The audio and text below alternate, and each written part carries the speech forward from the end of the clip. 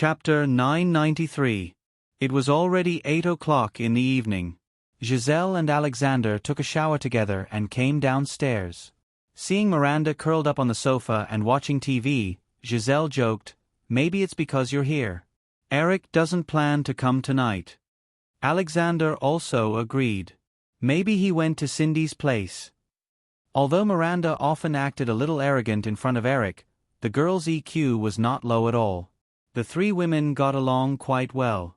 Hearing Giselle and Alexander's teasing, Miranda rolled her eyes and said, "Don't you want him to come?"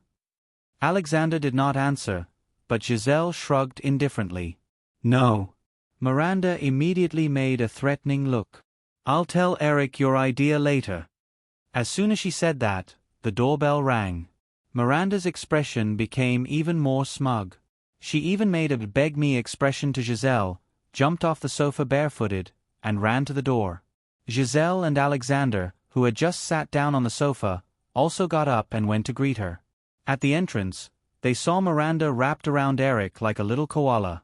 Eric hugged Miranda's slender waist and smiled as he walked. "Hey, let me make it clear first. It's impossible for you to go back to Los Angeles. It must be Cindy, it must be Cindy." Miranda's face was immediately filled with disappointment. She looked at Eric with a pitiful expression and kissed the corner of his mouth. "Eric, I was wrong. I'll be obedient in the future. Let me go back to Los Angeles, okay?" Although Miranda was more than 1.7 meters tall, her body was very light. Eric walked to the entrance and carried the girl with one hand. He leaned against the wall and took off his shoes. Giselle considerately handed him a pair of slippers. Eric smiled at Giselle and Alexander, walked to the sofa in the living room in the slippers, and threw Miranda on it. "You can't go back to Los Angeles. I'll go to Australia at the end of the month. Why don't you go back with me?" "Woo!" Miranda curled up in disappointment, buried her face in a pillow, and pretended to cry. Giselle and Alexander went up to Eric and hugged him together. Sensing the smell of alcohol on Eric, Giselle said, "Eric, do you want some tea? I'll get it for you." "Well, thank you." Eric nodded. He watched Giselle and Alexander walk to the kitchen together. He sat down in the corner of the sofa where Miranda was, and he reached his hand gently on the girl's butt. He smiled and said, "Cindy said you've been very obedient, and I wanted to praise his use. Calm, there's no job in this world that's easy to do." Eric tidied the hair of the girl who was resting her head on his lap and said, "Besides, I don't like people who give up halfway. I wasn't joking with you just now. If you don't want to stay in New York, I'll take you back to Australia." Hearing Eric's tone, there was no room for negotiation, and Miranda could only compromise. "Oh, okay. As they were talking, Alexander came out of the kitchen with a plate in his hand and came to Eric's side. He said, "Eric, try this apple pie. It tastes pretty good."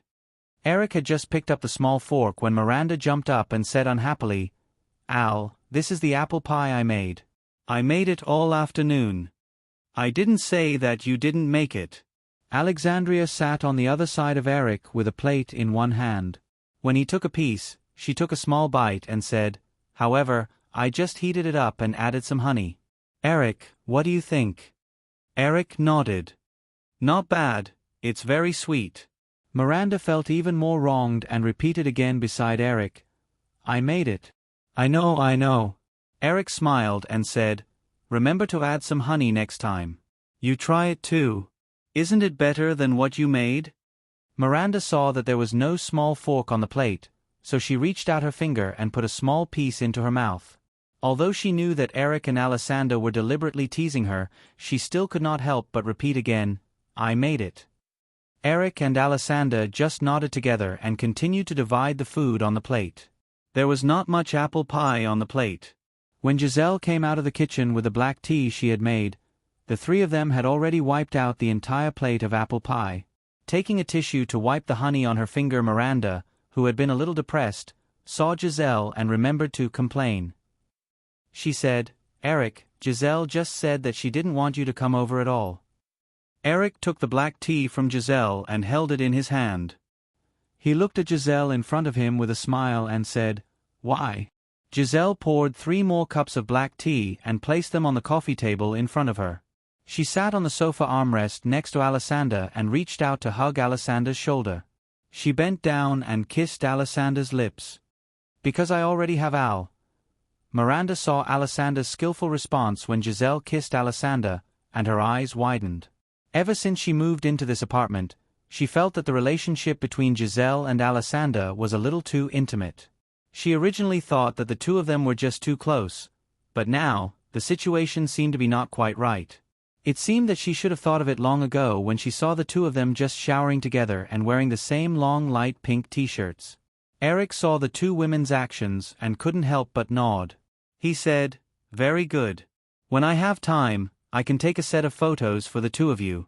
It will definitely be very beautiful." Alessander leaned over and naturally held Eric's arm. With a faint coquettish tone, she said, "Eric, don't tell me you're not free recently?" "Recently, it's okay. I'll stay in Manhattan for a week. However, there's no good place to take photos in New York. If I take photos on the streets, I'll be surrounded." Eric shook his head and said, "When we go on vacation next time, I'll take you to a place with fewer people." Miranda said sourly, "Yes, yes. It's best if it's a place with lions and tigers. I'll take the two of them away together." Eric scratched Miranda's waist and said, "If you take me away too, will you be happier?" Miranda, who was tickled, twisted her waist playfully and said, "No, I'm not." Eric let go of Miranda and turned to Giselle. "What have you been busy with recently?" "My agent has started to contact endorsements for me. In addition to Victoria's Secret, Dior, Dolce & Gabbana, and Givenchy are interested in working with me next year." Giselle was a little excited when Eric mentioned this. Ever since she met Eric 3 years ago, Giselle felt that she had stepped into heaven. 2 years ago, after she had become a hit with the cover girl of the American edition of Vogue, Eric had promoted her and created a healthy and sunny development route for her. The morbid beauty of the fashion circle had been popular for nearly a decade. Perhaps the whole industry was a little tired of the aesthetic, but Giselle's healthy beauty was quickly sought after by the fashion circle. In the past 2 years, Giselle had received a lot of invitations from luxury brands at every fashion week. In the past 2 years, Giselle had done more than 20 magazine covers, which were used to measure the popularity of models. Almost every month, she would appear on the cover of a fashion magazine with a good influence all over the world. Now, not only Victoria's Secret, which had already been booked, but also many other fashion brands had extended an olive branch to her. Giselle couldn't help but feel excited when she thought about the endorsement contracts that were worth millions. Even after meeting Eric 3 years ago, she had never thought that she would reach her current position so quickly. Giselle knew very well that without Eric, even if she had been able to reach her current height step by step, it would not have been as easy as it was now. The fashion circle was very realistic and cruel. If you wanted to become a supermodel step by step, you had to work, work, and work. If you wanted to be famous, you had to appear on the cover of a magazine or in a brand show. You had to please the editor-in-chief and designer of the magazine. If you wanted to take a top photo, you had to please the famous photographer. Even if you were a little famous, you had to please your agent and the senior management of the company if you wanted to get a job. Otherwise, with so many beautiful girls around, why would they give you a job? However, it was not enough to get a job. If you wanted to seize the opportunity, you had to please the clients. Therefore, for a girl without any capital, what else could she do to please others except for her body? 3 years ago, when Eric had just said hello, the two modeling agencies, Elite and IMG, had sent her and Alessander to meet with Eric. Giselle had understood this truth. Fortunately, Giselle had found that she was lucky. Ever since she had become Eric's exclusive property, she and Alessander had been kept away from the dark side of the fashion circle. They didn't have to climb up like crazy girls who had completely lost their way. They had the best resources in the circle, be it the cover girl of the American version of Vogue, or the opening and closing models of luxury brands such as Chanel, Dior, and Givenchy. Many girls who spent their entire youth in the fashion circle might not get such opportunities in their lifetime, but Giselle had gotten them all easily. Miranda had asked them if they wanted Eric to come. Giselle knew that Alessandra, who had a crush on Eric, really wanted him to come. However, Giselle had been speaking from the bottom of her heart, so she didn't think too much about it. She was a very precocious girl. She wouldn't think too much about a man who she might not see more than a few times a year. However, towards Eric, Giselle's heart was filled with absolute gratitude. Moreover, there was also some worship and reverence. She had seen Eric's news in many places, and she had paid attention to all the information about him. She knew that this man was powerful and rich.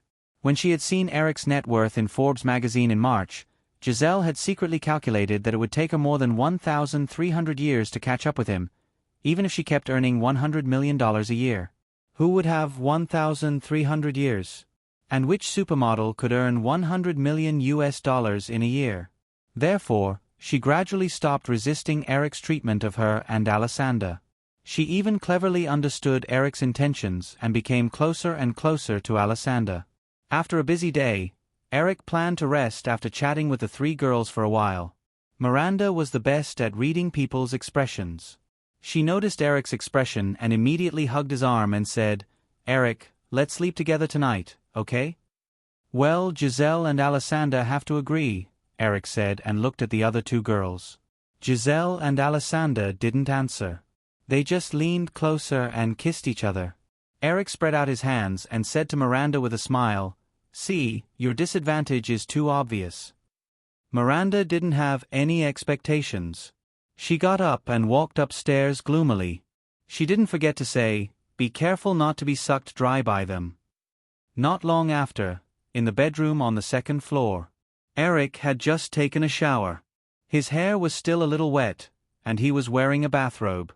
He leaned against the headboard and enjoyed watching the two girls kissing on the other side of the bed in only their underwear. Then, they slowly moved closer together. After a while, Giselle gently broke away from Eric's embrace and whispered something in Alessandra's ear. Alessandra got up with a slightly red face and walked out under Eric's puzzled gaze. After Alessandra closed the door and left, Giselle straddled Eric. She felt something and her face became redder. She reached out to untie his robe and leaned over to whisper, "Eric, can I accompany you alone tonight?" Eric nodded. He hugged Giselle's slender waist tightly and pressed her slender body against his. He easily turned over and pressed the girl under him. "Okay, but sometimes, I don't like girls to be too proactive." Early in the morning, in the living room that was filled with bright sunlight through the huge glass windows, Alessandra and Miranda sat together on the high stools next to the small bar in the corner of the living room. They were absent-mindedly eating the freshly cooked oatmeal and looking at the stairs not far away from them from time to time. After hesitating for a moment, Miranda asked Alessandra in a low voice, "Hey, how does it feel for the first time?" Alessandra subconsciously shook his head. After a pause, he said, "It should be very painful." Miranda was stunned and a little suspicious. "It should be." Alessandra was a little embarrassed by Miranda's gaze and could only say perfunctorily, "You'll know later." Miranda was about to say something, but she remembered her experience and tactfully shut her mouth. At this moment, steady and rhythmic footsteps finally came from the stairs. When they saw Giselle in Eric's arms and walking down the stairs, Alessandra and Miranda looked at each other and their little hearts trembled. At the same time, they had the same thought. It really was very painful.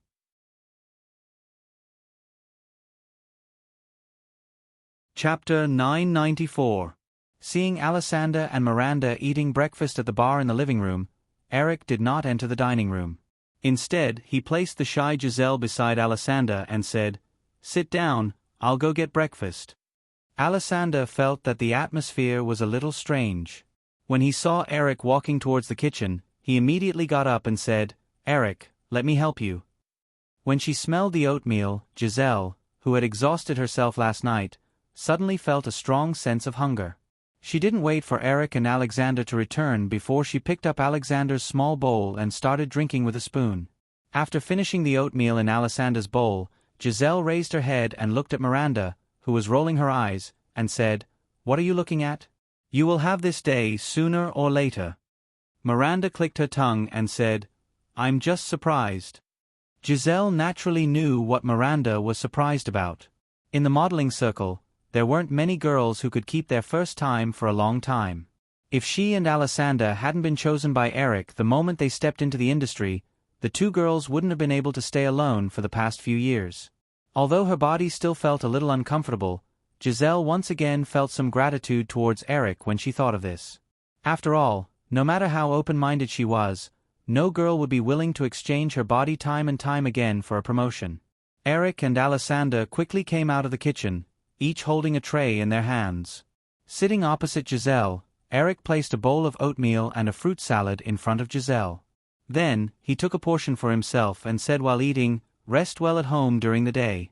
I happen to have a party in the evening, so I'll bring you along." When Giselle heard that Eric wanted to bring her to a party, she nodded with joy. She still hoped to have more interactions with Eric.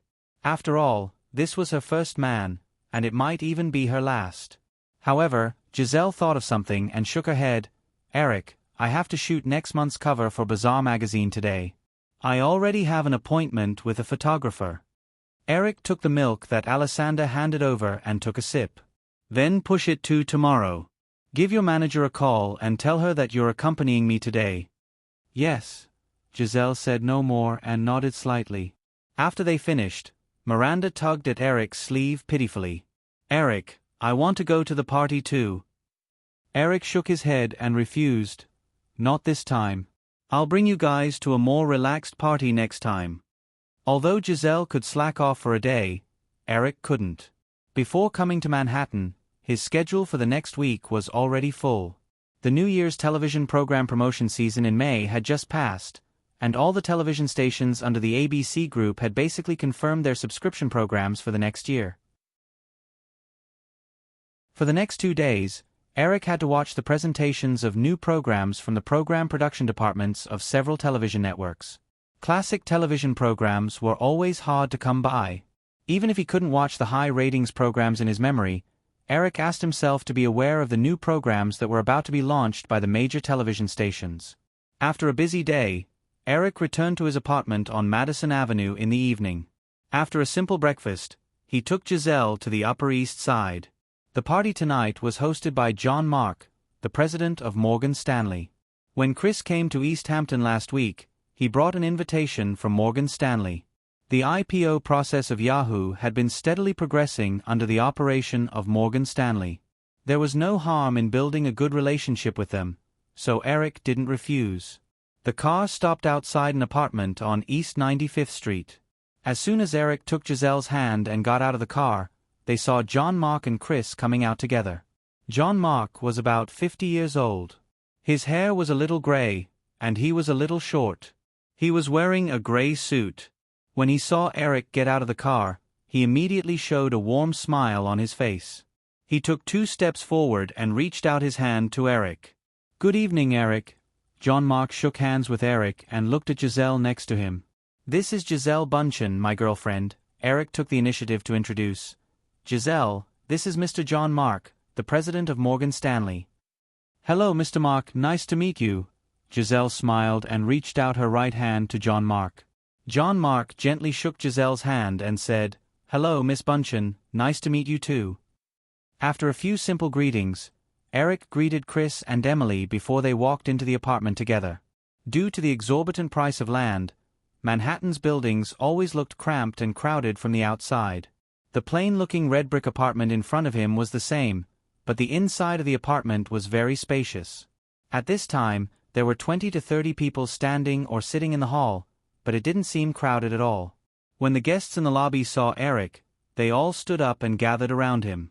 If it had been a few years ago, these traditional elites of Manhattan who paid attention to status and conduct could still maintain a sense of superiority in front of a new rich like Eric, but as Eric's personal wealth grew to a breathtaking level, these people found it hard to maintain any semblance of modesty. "Eric, let me introduce you. This is Mr. Anson Beard, a director of our company. He and Mr. Gilbert have been good friends since they were young. And this is the founder of Tiger Fund, Mr. Julian Robertson. Last year, Tiger Fund and Mr. Soros's Quantum Fund attacked Southeast Asian currencies together. Oh, and this is..." John Mark's social circle was very wide. In addition to several senior executives of Morgan Stanley and several other Wall Street tycoons, there were also some social elites in real estate, media, and even politics. Eric was surprised to see another Victoria's Secret angel, Stephanie Seymour. She attended the party with her husband, Peter Brent, a publishing tycoon. With John Mark's introduction, Eric greeted the guests one by one. After introducing everyone, John Mark's assistant came over and whispered something in his ear. John Mark gave Eric an apologetic look and said, "Eric, please wait for a moment. Mr. Gilbert is here." Seymour Gilbert was the former chairman of Morgan Stanley. He was also the godson of Henry Morgan, the founder of the Morgan Financial Group. He joined Morgan Stanley in 1960 and single-handedly led the rise of Morgan Stanley on Wall Street. Although he had retired now, he still had a strong influence within Morgan Stanley. When John Mark went out to greet Seymour Gilbert, Eric had time to give Chris a look. He felt that John Mark seemed to be a little too warm to him tonight. After all, the two of them had only met a few times. Logically speaking, John Mark shouldn't be so familiar or even attentive. Chris brought Eric to the buffet table in the corner of the living room. He took a glass of red wine and said, "You should know about the merger between Morgan Stanley and Deanvit last year, right?" Eric nodded. Deanvit was also a powerful stock brokerage and securities company on Wall Street. It mainly engaged in stock retail business. Speaking of which, in the original Spacetime, Will Smith starred in When Happiness Knocks at the Door. The male lead was a stock trader who was fired by Deanvit. Because it involved Yahoo's IPO, Eric also paid attention to the merger between Morgan Stanley and Deanvit that started last year. Chris saw Eric nod and continued, "Last month, the new board of directors of Morgan Stanley made a decision to appoint the former CEO of Deanvit, Philip Purcell, as the chairman and CEO of Morgan Stanley. Philip Purcell then appointed several of his confidants to take over the key positions in various departments of Morgan Stanley. Only John Mark managed to hold on to his position as the CEO of Morgan Stanley." After hearing Chris's explanation, Eric roughly understood that the original management of Morgan Stanley had lost the power struggle for control of the company after the merger. But judging from the current situation, John Mark and others obviously weren't willing to give up just like that. Eric was not interested in the internal strife of Morgan Stanley. He only asked, "Will this affect Yahoo's IPO?" "Of course not, this is two different things. Even if they fight until they bleed, they won't dare to mess with Yahoo's IPO.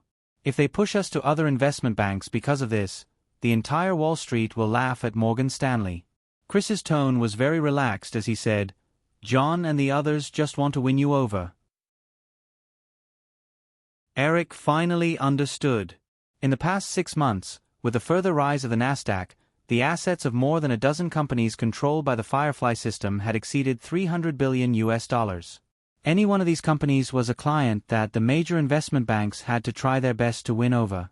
Even if these companies did not go public through an IPO, if these companies wanted to carry out bond issuance, corporate mergers, directional financing, etc., they could not do without the involvement of investment banks. Eric and Chris were talking in a low voice when John Mark led the former chairman of Morgan Stanley, Seymour Gilbert, over. Everyone inevitably warmly greeted each other.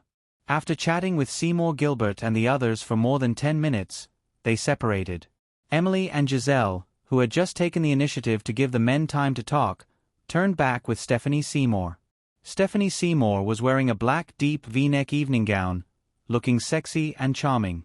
She walked up to them and took the initiative to greet them. "Hey, Eric, I heard that you personally starred in Iron Man. How's the movie going?" "I've already started the post-production. Everyone will be able to see it next summer," Eric responded and asked politely, "What about you, Stephanie? What have you been busy with recently?" Stephanie Seymour immediately revealed a resentful look. She glanced at Giselle, who was intimately holding Eric's arm, and said, "I can only be a housewife now. The fashion industry will be the world of Giselle and the others in the future." Back then, Stephanie Seymour's position in the fashion industry wasn't much worse than Cindy and Linda. She only chose to marry the publishing tycoon, Peter Brent, after considering that she had passed the golden age of supermodels. Originally, she thought that she had achieved a positive result. Unexpectedly, with the appearance of the Victoria's Secret show, Cindy Crawford, Linda Evangelista, and the others ushered in a second spring in their careers. Their fame and status in the fashion world were even higher than their heyday back then. On the other hand, Stephanie Seymour could only get the identity of an ordinary Victoria's Secret angel. Although the salary for each show was much more than the other second-tier angels, and she could rely on the high exposure of the Victoria's Secret angel to gain some fame, in the end, she gradually drifted away from the fashion world. With the gradual change in the Victoria's Secret core, last year was Stephanie Seymour's last Victoria's Secret show. At that time, Stephanie Seymour still hoped to get a role in Desperate Housewives, but she was rejected by Eric because she did not meet the requirements. At this time, when he heard Stephanie Seymour say this, Eric just smiled and said, "Actually, this is not bad. Women have to return to the family after all." Stephanie Seymour saw that Eric was not moved at all. She put away her resentful expression and looked at him flirtatiously. She said, "Eric, you are a male chauvinist." "Of course not. What I mean is," Eric shrugged and said, "well, men also have to return to the family." Hee hee. The three women laughed. Stephanie Seymour's husband, Peter Brent, walked over and put his arm around his wife's waist. He said, "What are you guys talking about?" Stephanie Seymour's expression obviously froze when she felt Peter Brent's action. Then, she smiled again. Eric did not care about the small actions between the couple opposite him. He joked, "We are talking about several major political correctness in Hollywood movies, such as returning to the family and so on. This is an interesting topic, and it has a lot of potential." Peter Brent said, "Eric, why don't you come to my Interview magazine and do an interview on a similar topic?" Interview was the main magazine under the Brent Publishing Group. It was founded by the famous Andy Warhol in 1969. It mainly targeted professional interviews with filmmakers, artists, musicians, and other groups. Eric thought that Peter Brent was quite good at making use of the opportunity. He shook his head and refused. "It's just a chat. I'm afraid I don't have the time." "That's a pity." Peter Brent shook his head and did not insist. He turned to his wife and said, "Stephanie, come with me. Let's go and say hello to Mr. Gilbert." After that, Peter Brent nodded at Eric and the others and left with Stephanie Seymour. After watching the two of them leave, Eric retracted his gaze and found that Chris and Emily were looking at him strangely. Even Giselle winked at Eric. Why are you looking at me like that?" Eric said helplessly. "I didn't do anything." Emily had a teasing look on her face. "Are you confessing without being pressed?" Chapter 995. Of course not. You're slandering me. According to Hong Kong movies, I'm going to sue you, Eric joked and changed the topic. You should have started preparing for this year's Victoria's Secret show, right? Yes, we've already started choosing the theme.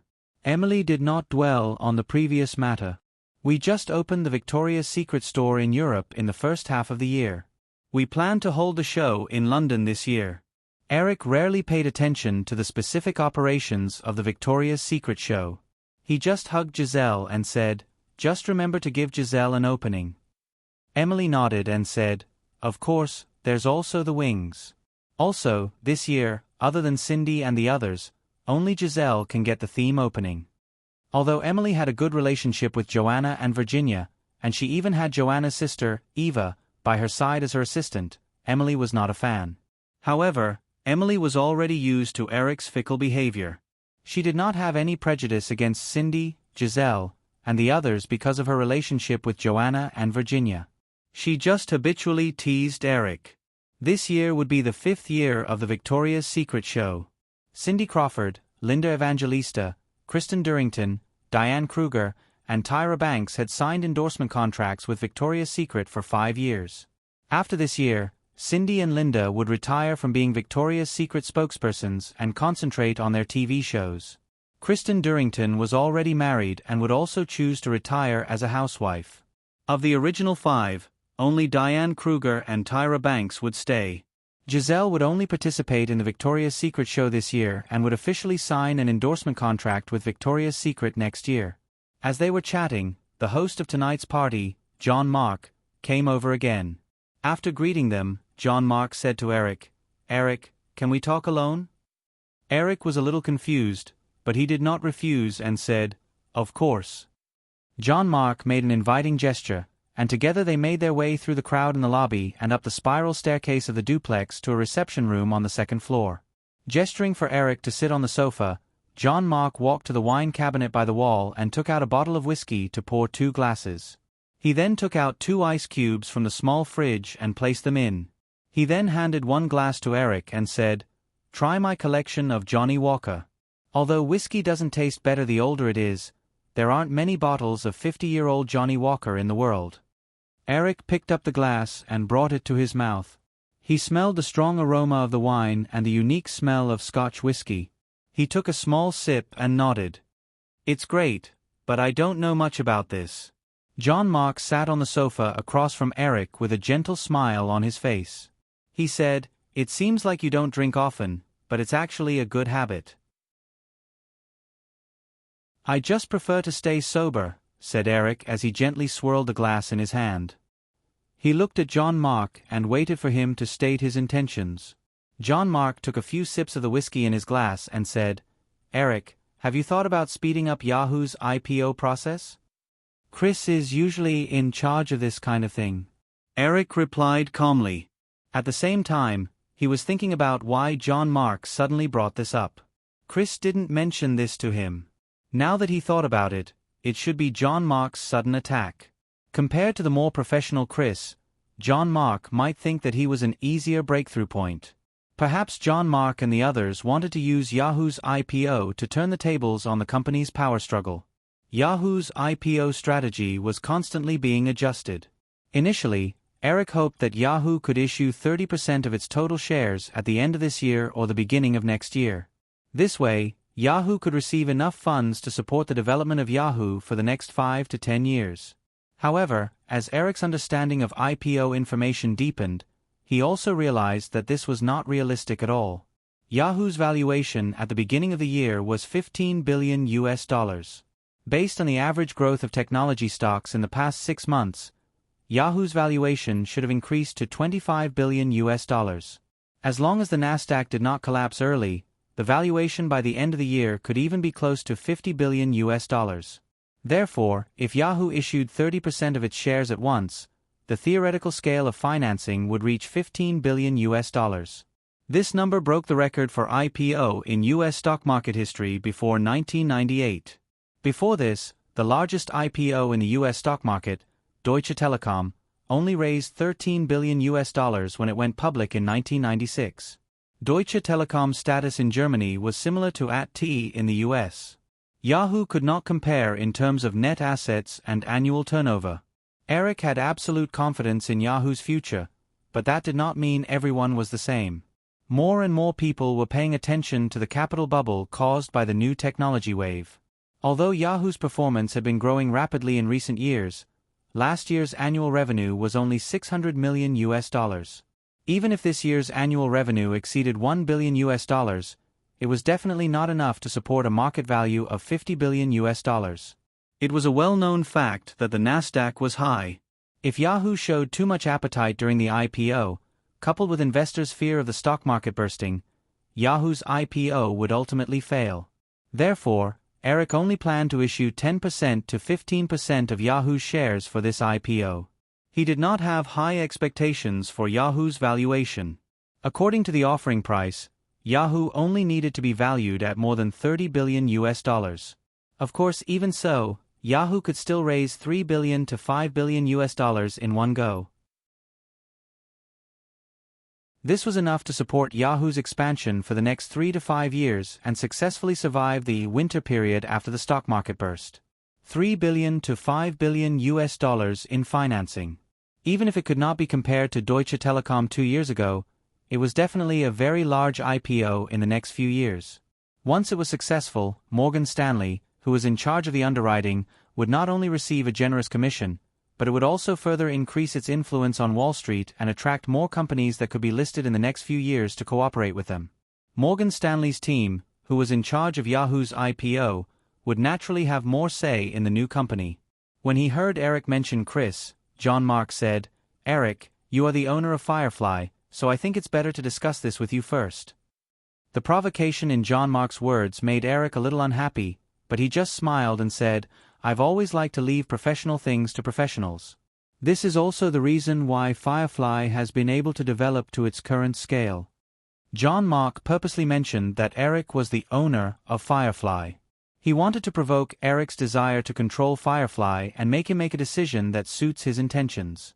Seeing that this trick did not work on Eric, John Mark immediately changed his approach and said, "Eric, now many investors on Wall Street think that Nasdaq is a very serious bubble. Take AOL for example. When this company was listed in 1995, it was valued at $5 billion.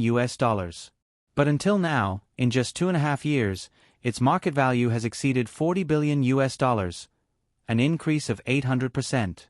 Microsoft's market value has increased by more than 6 times compared to 1995. Other technology companies like Cisco, Oracle, Intel, etc. have also increased their share prices to an exaggerated degree.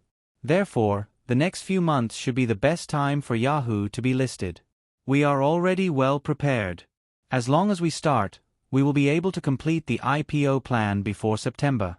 If we wait until the end of the year or the beginning of next year, even if the Nasdaq bubble does not burst, the major investors will be very cautious about buying technology shares. This will be very bad for Yahoo's IPO. John Mark's words were undoubtedly very persuasive. If it weren't for Eric's extraordinary understanding of the trend of the Nasdaq index, he felt that he might have agreed with John Mark's point of view out of caution. However, after listening to John Mark patiently, Eric only shook his head and smiled. "John, I understand what you are thinking, but I also have my own plans. Yahoo's current valuation has not reached my ideal state, so the plan to be listed by the end of the year will not change. Also, although I really want Yahoo to be successful in its IPO, in fact, I am not afraid that Yahoo's IPO will fail. Even if Yahoo cannot be listed successfully, the Firefly system can provide enough funds for this company to develop." John Mark paused for a while. He does not know what Eric meant by, "I understand what you are thinking." Is he trying to use Yahoo's IPO to get control of the company, or is he trying to show that he is worried about Yahoo's IPO? But John Mark did not show any emotions on his face. "Eric, what about Microsoft's 30% shares? If Yahoo's IPO fails, Yahoo will be at a disadvantage if they trade their shares with Microsoft without being listed. Just like now, Microsoft's market value is 10 times Yahoo's valuation, and Microsoft is only using 3% of its shares to exchange for 30% of Yahoo shares. I think you do not want this to happen, right? I feel that if Yahoo is listed, its market value will at least reach AOL's level." Eric's expression is still relaxed. "John, Microsoft can exercise their rights to purchase the shares in July next year. Based on what you are saying, if the bubble bursts at the end of the year, Yahoo will not be able to get an IPO. At the same time, Microsoft will not be able to maintain their current share prices. Even if Microsoft and Yahoo enter into the transaction now, although I will be frustrated, Yahoo can still get about $6 to $7 billion after selling the 3% shares that Microsoft paid for. At the same time, Firefly will still have absolute control over Yahoo." Eric had thought when he made the deal with Big Gate, even if Microsoft's market value reaches $600 billion, if Yahoo is listed successfully, its market value should be close to $200 billion. At that time, Yahoo's 30% shares will be worth $60 billion, and Microsoft will not be able to afford it. If Firefly still wants Yahoo's 30% shares, they will have to exchange shares to acquire it. But Microsoft will need to pay 10% of the shares for the exchange. This way, Firefly will become Microsoft's major shareholder. Under this situation, Microsoft might give up their rights to buy Yahoo shares. But if what John Mark said happens, Firefly will not suffer any losses if they sell their Microsoft shares in time. Their only regret is that they cannot become Microsoft's major shareholder. John Mark knows Chris Hansen has a clear idea of Yahoo's IPO, and it will be hard for him to change his mind. That's why he hopes to find a breakthrough from Eric tonight. But when John Mark saw Eric's firm attitude, he gave up on this idea. John Mark had invited Eric tonight to build a good relationship with him, and he will not make things awkward. After giving up on persuading Eric, John Mark changed the topic. Both of them chatted for a while and left the room together. Eric did not return to the lobby with John Mark. Instead, he followed John Mark to the bathroom at the end of the corridor. When Eric came out of the bathroom, he saw the stairs leading to the rooftop of the apartment building. He thought for a while and decided to go up the stairs to get some fresh air. It was tiring to interact with a smart person like John Mark. Eric pushed open the iron door of the rooftop and saw a slim figure standing by the railing at the northwest corner of the rooftop. She seems to be looking at the Central Park in the west. The figure turned around when she heard the voice behind her. It was Stephanie Seymour. Stephanie Seymour's expression was clearly a little surprised. With a teasing tone, she said, "Eric, you didn't come here on purpose, did you?" Although it was a question, from the smug smile on the woman's face, she seemed to be sure of it. "You won't believe me even if I say no." Eric shrugged nonchalantly and walked to Stephanie Seymour's side. He leaned over the fence and looked at the traffic on Fifth Avenue not far away next door, as well as Central Park further away. "What are you looking at?" he asked. Stephanie Seymour shook her head and put her hands on the railing. "Nothing. I just want some fresh air. It's too stuffy down here."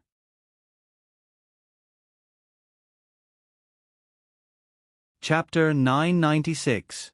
Because it was close to Central Park, the lungs of Manhattan, and it was late at night, the surrounding air was very fresh, without the slightest smog of the metropolis.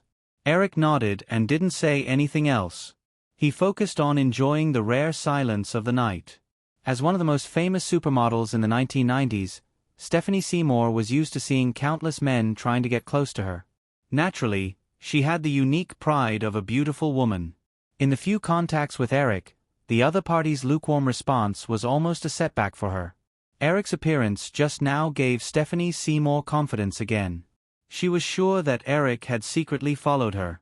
Although married, Stephanie Seymour had never been a woman who was content with being ordinary. She liked the feeling of being a celebrity, and she liked life surrounded by the spotlight. She had just turned 30 years old this year. Although this was usually the most attractive age for a woman, for a model, according to the rules of the industry, this was the age of retirement.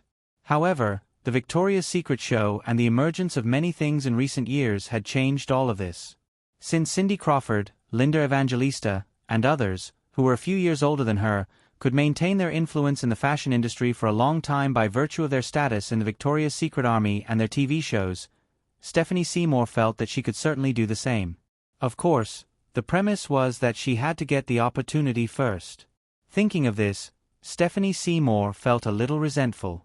After America's Top Model and Project Runway became popular, starting from Prosperous City until the recent first season of Desperate Housewives, she tried her best to fight for it, but she was mercilessly rejected by the man next to her. Now, the cat finally couldn't help but steal fish. Humph. She snickered in her heart. Seeing that Eric didn't speak, Stephanie Seymour naturally wouldn't take the initiative to speak again. However, 1 minute passed, 2 minutes passed, 5 minutes passed. Stephanie Seymour still couldn't help but glance at Eric next to her. Seeing him looking at the street lights on the road downstairs with a calm look, she couldn't help but feel angry. Stephanie Seymour was the first to speak. "Eric, don't you think this is boring?" "No." Eric collected his thoughts and looked at the woman beside him. After several interactions, it was impossible for him not to understand Stephanie Seymour's thoughts. He smiled and said, "You still smell very good. As long as there is a beautiful and fragrant woman beside me, I won't feel bored." Stephanie Seymour pursed her lips and said, "Are you praising me or teasing me?" Eric said seriously, "Under normal circumstances, it should be considered teasing, but you can understand it as praise." Stephanie Seymour was stunned. She snorted and glanced at Eric. "I really don't know if I should say that you have a lot of guts or a lot of guts." Eric narrowed his eyes and smiled playfully. "Actually, I'm very bold." Stephanie Seymour seemed to be unaware of the danger, and continued to tease him. "Oh, then can you prove it to me?" "Okay." Eric nodded. He turned his body slightly and stretched out a hand. The two of them were standing at the corner of the railing on the rooftop. Eric reached out and grabbed the woman's waist. He turned the soft body in front of him around and pressed it against the railing on the other side. Stephanie Seymour did not expect Eric to be so direct. She was a little confused as she leaned against the railing on the left side of the man's strength. She lowered her body and posed in a somewhat shameful position. Stephanie Seymour sobered up a little, and just as she was about to protest, she felt Eric lean in from behind and whisper in her ear, as if he were lecturing an immature child, "Women should know their place when it's time to behave." Stephanie Seymour realized that she had been played. She was embarrassed and angry. Just as she was about to refute, she felt Eric quickly move away. There was a crisp sound on the quiet rooftop. The sharp pain from her but made Stephanie Seymour's legs go weak, and she almost collapsed to the ground. "Eric Williams, you bastard." In the stairwell, Eric heard the exasperated female voice. He shrugged and continued to walk down the stairs. When he returned to the party hall, a guest was sitting at the piano in the corner and playing a song for everyone. Eric took another glass of red wine and walked over to Chris and Emily with his arm around Giselle's slender waist. When the guest finished playing, everyone applauded and the atmosphere in the hall became lively again. Chris then asked Eric, "What took you so long?" "I was on the rooftop for a while," Eric explained. He then said, "Also, John Mark wants us to speed up Yahoo's IPO process." Chris nodded. He was not surprised. He could also guess Eric's reply. He did not ask much. He just smiled and said, "It seems that John is under a lot of pressure." "I don't plan to participate in this," Eric smiled and said, "we just have to maintain our own rhythm." Although the cooperation between Firefly and Morgan Stanley had been very pleasant, the relationship between the two parties was far from the point where Eric could change Yahoo's IPO strategy. Although Chris had worked at Morgan Stanley, his relationship with Morgan Stanley's management was now limited to business cooperation. After being slapped by Eric on the rooftop, Stephanie Seymour did not bother him again. She just looked at Eric with resentment in her eyes. The party lasted until midnight before Eric left with Giselle. After spending 2 days watching ABC Group's new TV program presentation, it was Friday in the blink of an eye. After The Day After Tomorrow made US $75 million in the first 3 days, it made another US $37.99 million in the next 4 days. In the end, the sci-fi blockbuster with special effects reached US $117.74 million in the first week, becoming the first film to break the 100 million mark in the first week. In comparison, Lethal Weapon 4, which cost US $140 million to produce, only broke the 100 million mark in the fourth week, reaching US $101.5 million. Faced with the strong impact of The Day After Tomorrow, the film's box office had fallen to US $6.8 million. In the next 2 weeks, the film's total box office could barely be pushed to US $110 million, which was only equivalent to the first week box office of The Day After Tomorrow. In addition, The Patriots in its third week of release and The Truman Show in its second week of release were also impacted by The Day After Tomorrow. Their box office dropped significantly. 2 consecutive Jedi Cop films were big box office hits, and his third film broke the 100 million mark in the first week. Michael Bay was in the limelight for a while. On the other hand, Roland Emmerich, the director of The Patriots, was in a rather awkward situation. Everyone knew that The Day After Tomorrow was originally Roland Emmerich's project.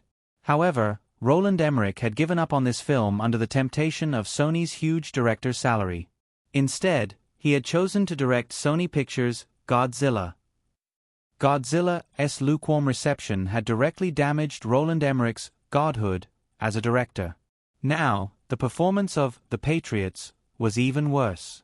After 3 weeks of release, The Patriots, which cost US $110 million to produce, only earned US $87 million at the box office. It was not even as good as Lethal Weapon 4. After being besieged by paparazzi for several days in a row, Roland Emmerich simply disappeared from the face of the earth. He used the excuse of going on vacation to leave Los Angeles. No one knew where he went. In history, Roland Emmerich's best film was Lone Ranger Day. Then, after the failure of Godzilla, Roland Emmerich seemed to be unable to recover from the setback. Many years later, he barely managed to regroup with The Day After Tomorrow, but very quickly, he suffered a huge setback with 10,000 Years Prehistory. Even 2012, although the global box office was not bad, it was mainly the result of the doomsday marketing. The film's reputation was not good. After 2012, Roland Emmerich's films were basically used to save money for his retirement. Compared to Roland Emmerich, Michael Bay's films had very stable commercial performance. Eric also intended to keep him in the Firefly system as much as possible. Therefore, although The Day After Tomorrow had just been released, Jerry Bruckheimer had already started discussing the new film project with Michael Bay in Los Angeles. On the 12th of June, A New Week, a period film called The Mask of Zorro, was released right after The Day After Tomorrow. Eric had never been interested in Western period films. However, he knew about this film because the female lead in the original film was Catherine Zeta-Jones. In his memory, The Mask of Zorro seemed to be a project produced by Spielberg's Amberlin Pictures. However, the film's producer was now Universal Pictures. Universal's main film this year was The Scorpion King, which was released on the 17th of July. The Mask of Zorro was released in the middle of June. This schedule seemed to be more popular than The Scorpion King, but in fact, The Mask of Zorro was added between The Day After Tomorrow and The Matrix 2, which was very awkward. However, due to the change in history, the production cost of this film was only $40 million. Obviously, Universal was trying their luck by placing it between The Day After Tomorrow and The Matrix. If these two blockbusters did not perform well, The Mask of Zorro would be able to pick it up. Obviously, based on the box office performance of The Day After Tomorrow, this situation did not happen. Based on the expectations of the fans, the possibility of The Matrix 2 failing was very low. The reason why Eric paid attention to this was mainly because he casually pushed Catherine Zeta-Jones into the female lead role of this film.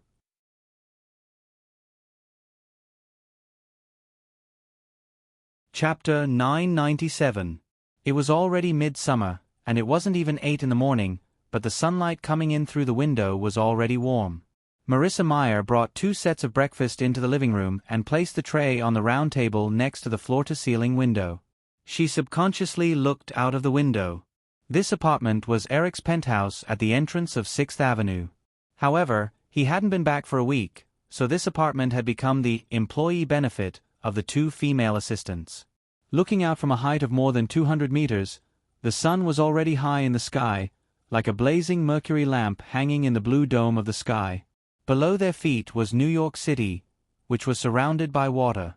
The nearby Central Park extended into their field of vision, surrounded by rows upon rows of buildings, and looked unusually spacious.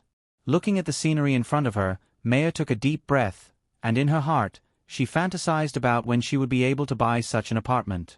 After being stunned for a moment, Maya left the window and went to the study of the apartment. Carolyn was busy organizing documents, and the fax machine and printer in the study were buzzing. It was Monday, June 15th. In the morning, Eric would leave for Finland's capital, Helsinki. It was a new week, and there were many things that Eric had to deal with. Carolyn and Meyer were facing a lot of work because of this. Meyer and Carolyn greeted each other before binding up the document they had just printed and placing it into a folder. Then, he took a look at the form that had just been sent from the fax machine and said, "At the end of the second week, $42.03 million, a drop of 43%. Not bad at all.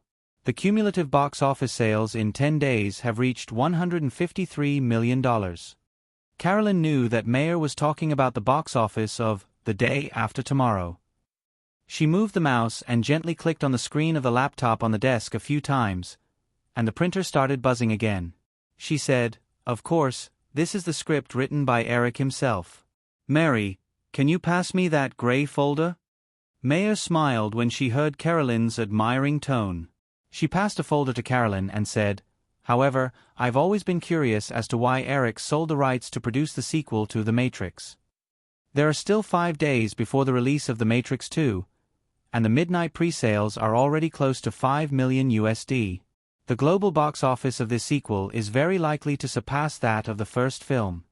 Carolyn said, Eric didn't like the Wachowski brothers sequel, and there were other reasons. If you were paying attention, you would have known. Anyway, it's very troublesome. Mayer naturally knew about the conflict between the two main creators and Firefly after the release of The Matrix. She also knew about the protests from the fans about Firefly interfering with the Wachowskis' creative process.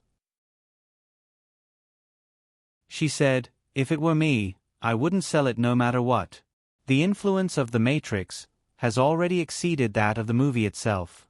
Controlling the series can even increase the overall strength of a film company.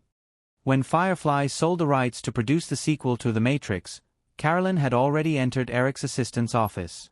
She was very clear about the whole matter, and Eric had also talked to her about it before. If it were any other film company, they naturally wouldn't sell a series like The Matrix that could almost represent the company's image. However, Firefly had no lack of blockbusters that could represent the company's image. However, Carolyn didn't have the intention to persuade Mayer. Eric had said that it was very boring to force people to agree with you on insignificant matters. Although Carolyn felt that Eric was just too lazy, she had gradually learned some of Eric's habits after interacting with him for a long time. She said, Mary, let's hurry up and tidy up. We still have to go to the airport first. Mayer nodded and didn't ask any more questions. She began to help Carolyn with her work. She also knew that her relationship with Carolyn couldn't be as close as her relationship with Melanie. She took out another document from the printer and bound it. Mayer said, I wonder what Eric is doing now? Carolyn paused, and a somewhat distressed expression appeared on her face.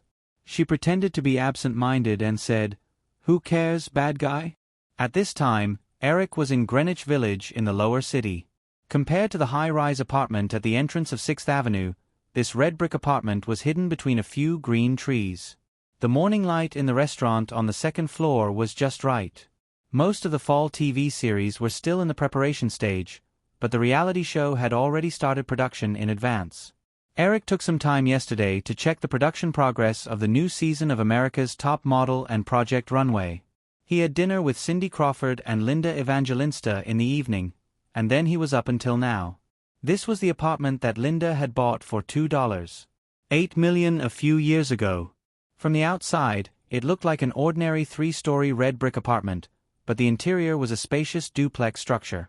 The decoration was quite exquisite, and there was even a small rooftop garden on the roof. In recent years, with the rapid recovery of the American real estate industry, the price of this apartment was said to have doubled. At the table, Linda quietly stared at Eric, who was eating breakfast and reading a magazine with great interest. She suddenly felt a little indignant. I don't think I can let you in again. You always drag me and Cindy together.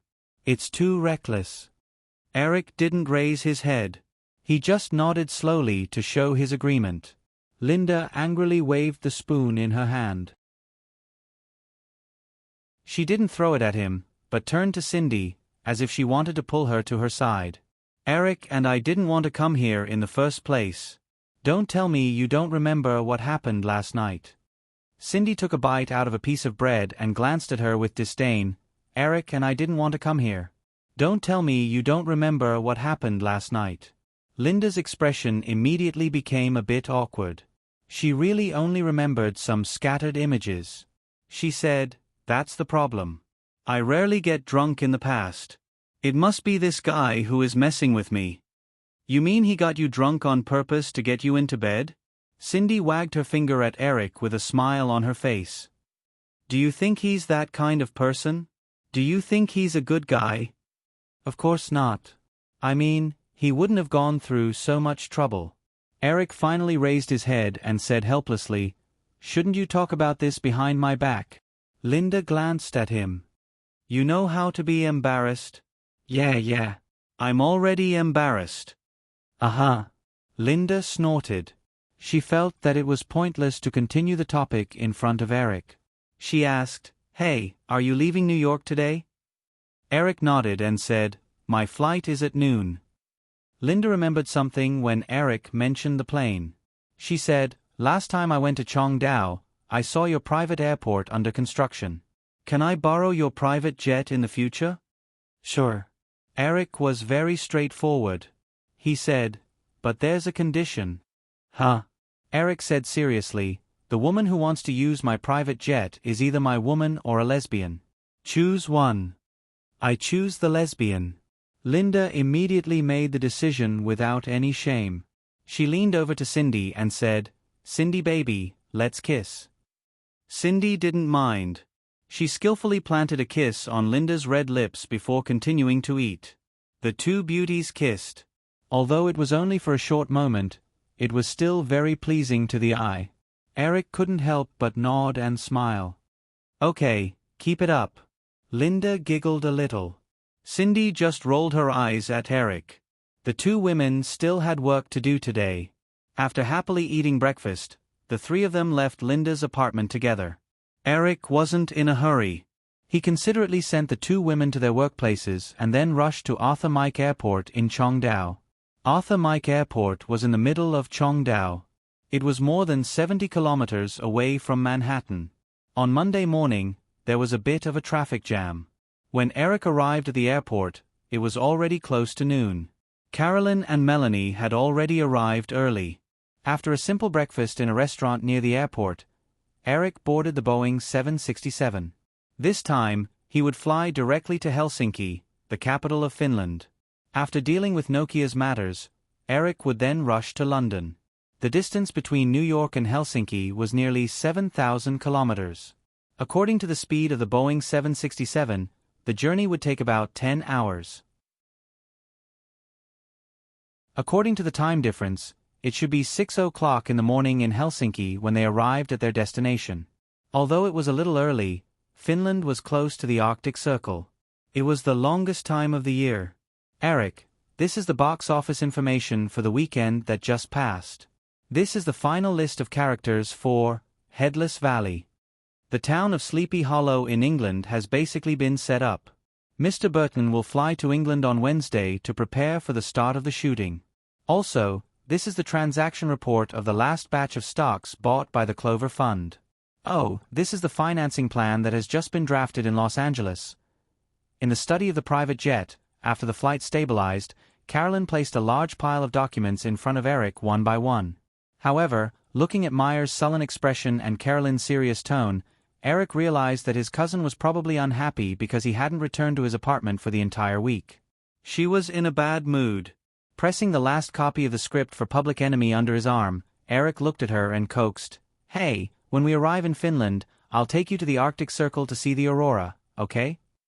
Carolyn blinked and said, It's daytime in the Arctic right now. There's no aurora.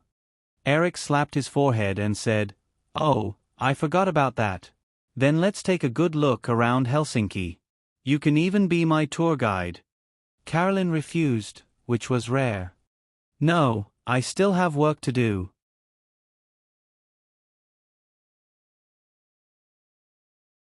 Chapter 998.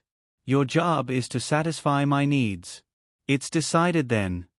Eric snapped his fingers and waved at the two girls. You two go and rest. I'll look at these things myself. Before they met, Carolyn would never show such small emotions in front of Eric. However, after confirming the relationship between the two of them, the innocent Carolyn directly treated Eric as her family.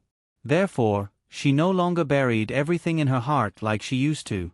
It was just that she had expressed her dissatisfaction a little. However, when she heard Eric's words, Carolyn's little head spun, but she couldn't find a reason to refute him.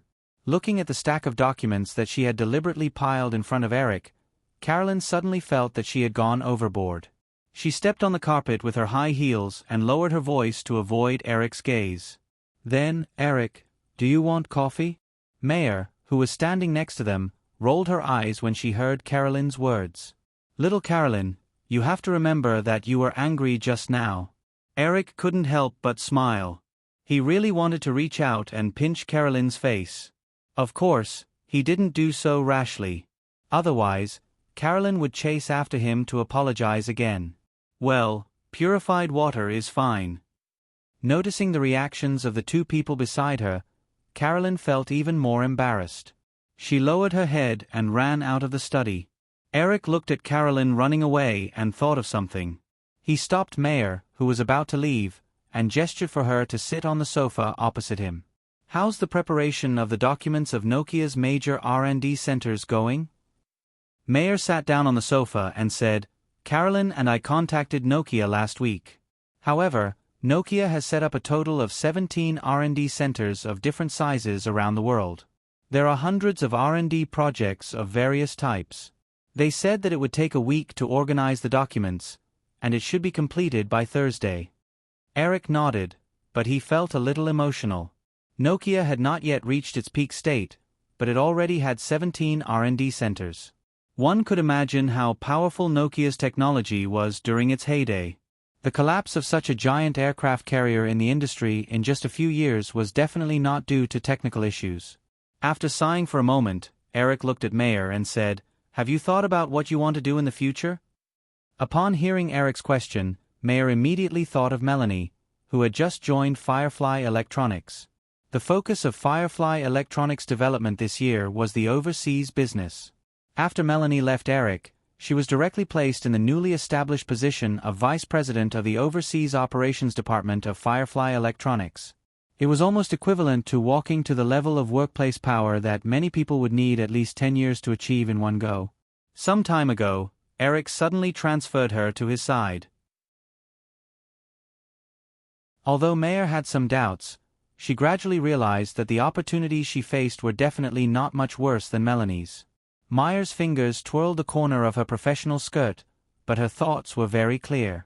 She said seriously, "Eric, I've recently started to do a graduate thesis on artificial intelligence.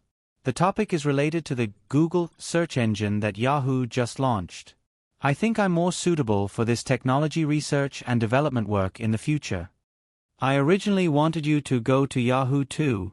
Eric smiled and said, "However, many of Yahoo's businesses are now on the right track. Although technology research and development will never stop, the basic development route has been finalized. What Yahoo needs to do in the future is to expand as much as possible and even achieve globalization. If you go to Yahoo, you won't have much room to play. So, I want you to go to Nokia." Mayer had already expected Eric to suddenly talk to her about future plans at this time. When she heard Eric's confirmation, Mayer's expression was a little hesitant. "Eric, I don't want to work in Finland." "No." Eric shook his head.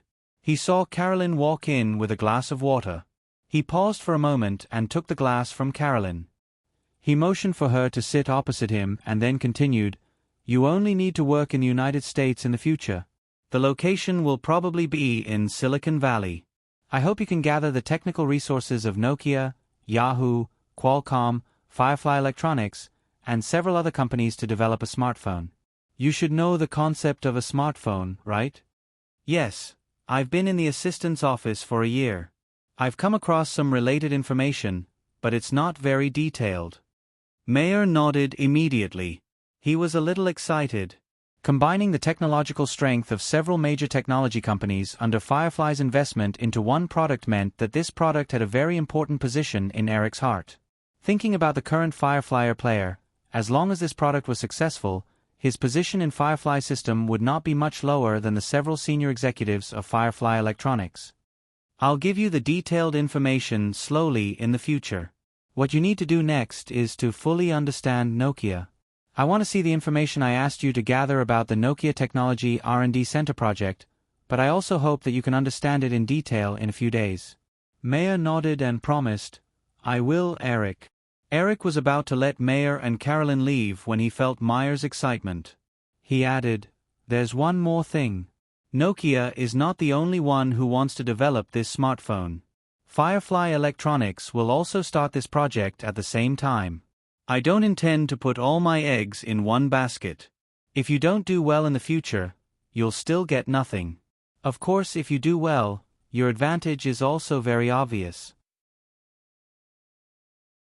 Nokia already has a very strong global mobile phone sales network.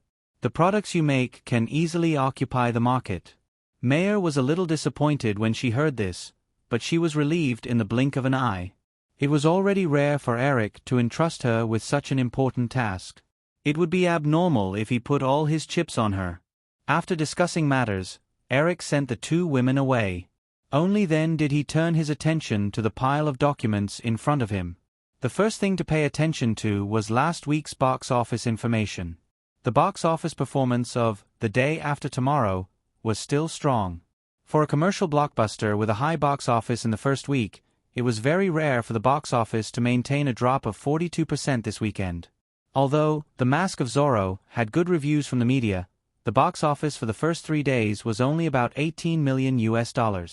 It did not pose a threat to The Day After Tomorrow at all. The other movies, The Truman Show, The Patriots, and Lethal Weapon 4, were left far behind. After glancing at the box office data, Eric put the table aside and skipped over the less important documents such as the list of characters in Headless Valley. Eric directly opened the group's bond financing plan. The Nasdaq index was getting closer and closer to 2,000 points. In Eric's plan, when the Nasdaq index reached 2,000 points, the Clover Fund would completely stop the purchase of technology stocks. In the past 6 months, the Clover Fund had withdrawn funds from Firefly Group to purchase technology stocks still amounted to $2 billion. In 3 years, the Clover Fund had invested a total of $7 billion into the Nasdaq stock market, which was $1 billion more than Eric's original plan. Withdrawing $7 billion in cash for stock investment in 3 years. Even though Firefly Group was large and its profitability far exceeded other media groups in Hollywood, at this time, with the launch of the internal Marvel Cinematic Universe, the production of the Lord of the Rings trilogy, the implementation of the 4200 plan, and the construction of the Firefly Studios theme park, the group's cash flow began to be tight. Although $7 billion was invested, the total value of all the stocks held by the Clover Fund had reached $16 billion. Compared to the principal investment, the return on investment was more than 100%.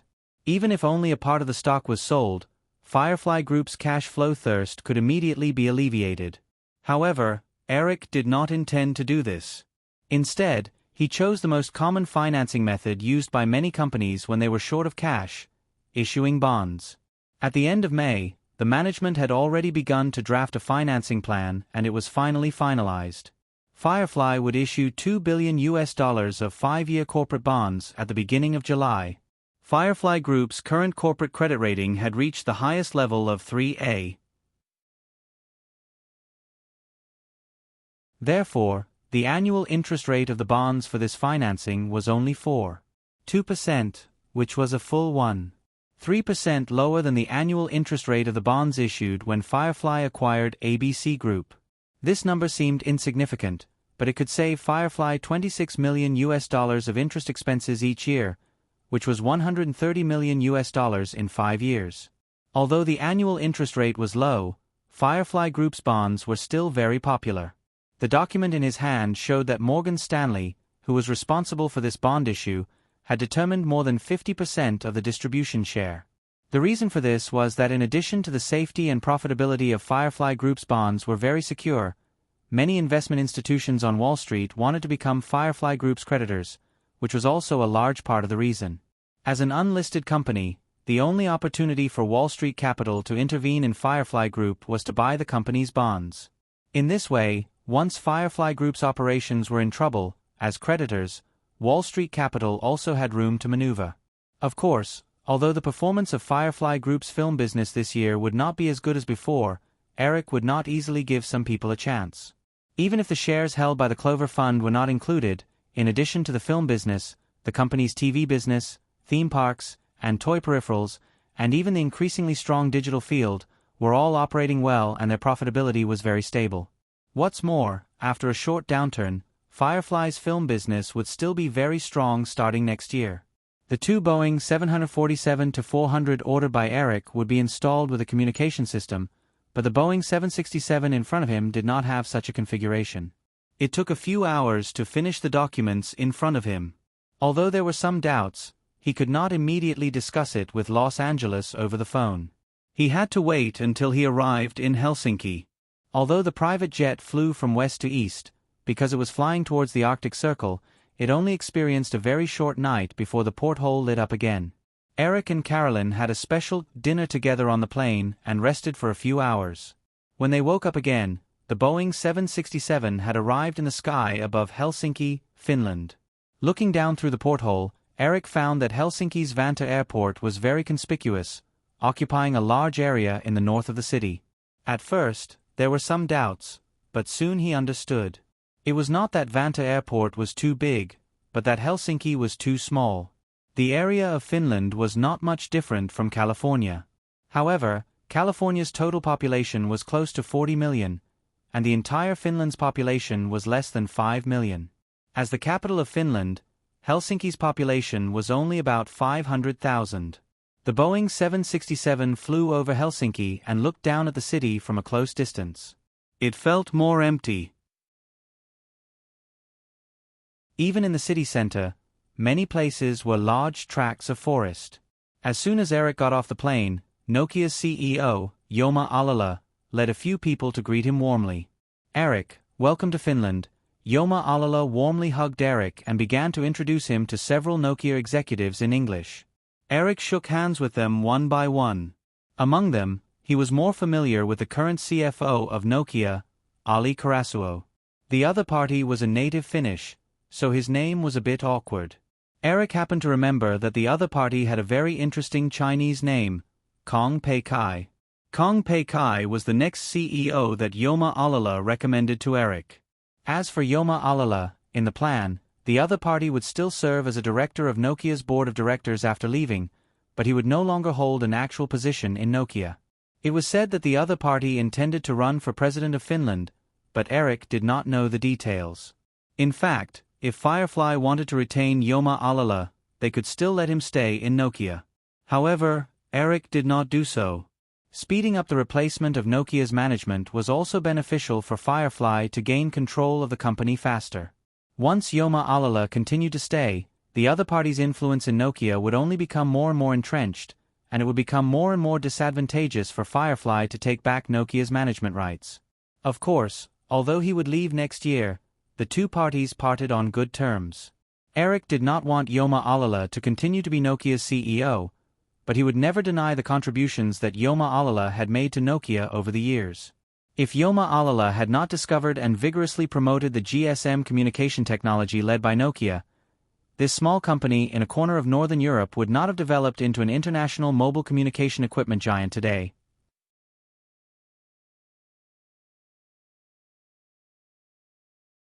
Chapter 999. Please subscribe again tomorrow.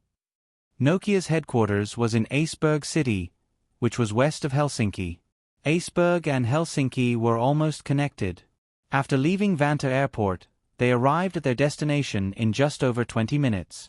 Eric only planned to stay in Finland for 3 days, and he wouldn't come here often in the future. Thus, he didn't bother much about his residence and chose to stay in a hotel near Nokia's headquarters. Jooma Alala and the others sent Eric to the hotel and arranged for a welcome lunch at noon before leaving. After sending Jooma Alala and the others off, Eric returned to the guest room. Carolyn and Mayer were taking out new bedding from their luggage to help him decorate the room. Calculating the time, it was midnight in America. After a 10-hour flight, Eric was a little tired. He sat on the sofa in the suite's living room and read the script for Public Enemy of the Nation for a while. Carolyn and Mayer roughly decorated the bedroom, and Eric walked in. Carolyn hugged a pillow and walked into the room. She saw that Eric had already kicked off his leather shoes and was lying on the bed. She placed the pillow at the head of the bed and said, "Eric, do you want to sleep for a while?" "Yes." Eric nodded. He wanted Carolyn to wake him up in the afternoon, but when he saw her standing by the bed, he couldn't help but feel a little moved. He stretched out his hand and said, "Come, let's hug." Carolyn's face immediately turned red. After that night in Lonely Pine Town, she couldn't muster the courage to get close to Eric.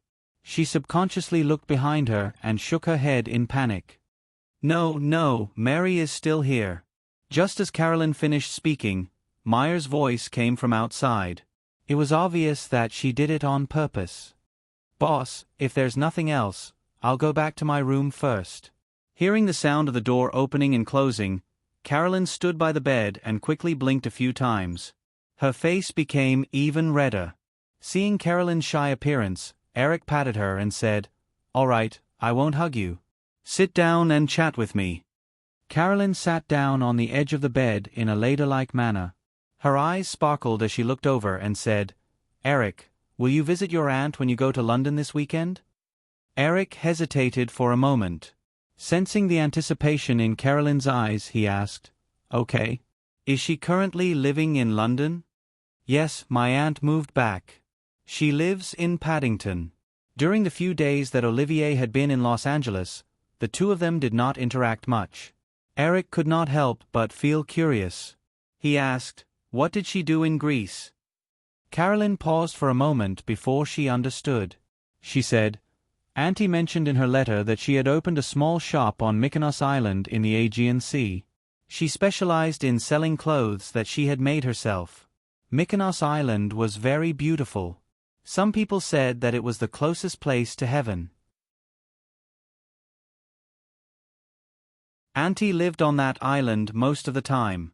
However, she felt that the tourists who came to buy clothes were too vulgar, so she closed the shop. Other times, Auntie likes to travel. She carries a picture frame and goes to many places to paint. Auntie graduated from the Cambridge School of Art. She now has a gallery in London. We can go there in a few days and see her paintings. If he did not consider anything else, Eric felt that Carolyn's description was like listening to the daily life of a proud and casual aristocratic lady. Well, doesn't she need to earn money to support herself? Carolyn blinked and smiled. She said, "There's no need. My aunt has a share in the family trust fund that my grandfather left behind." Sigh, this world is really unfair.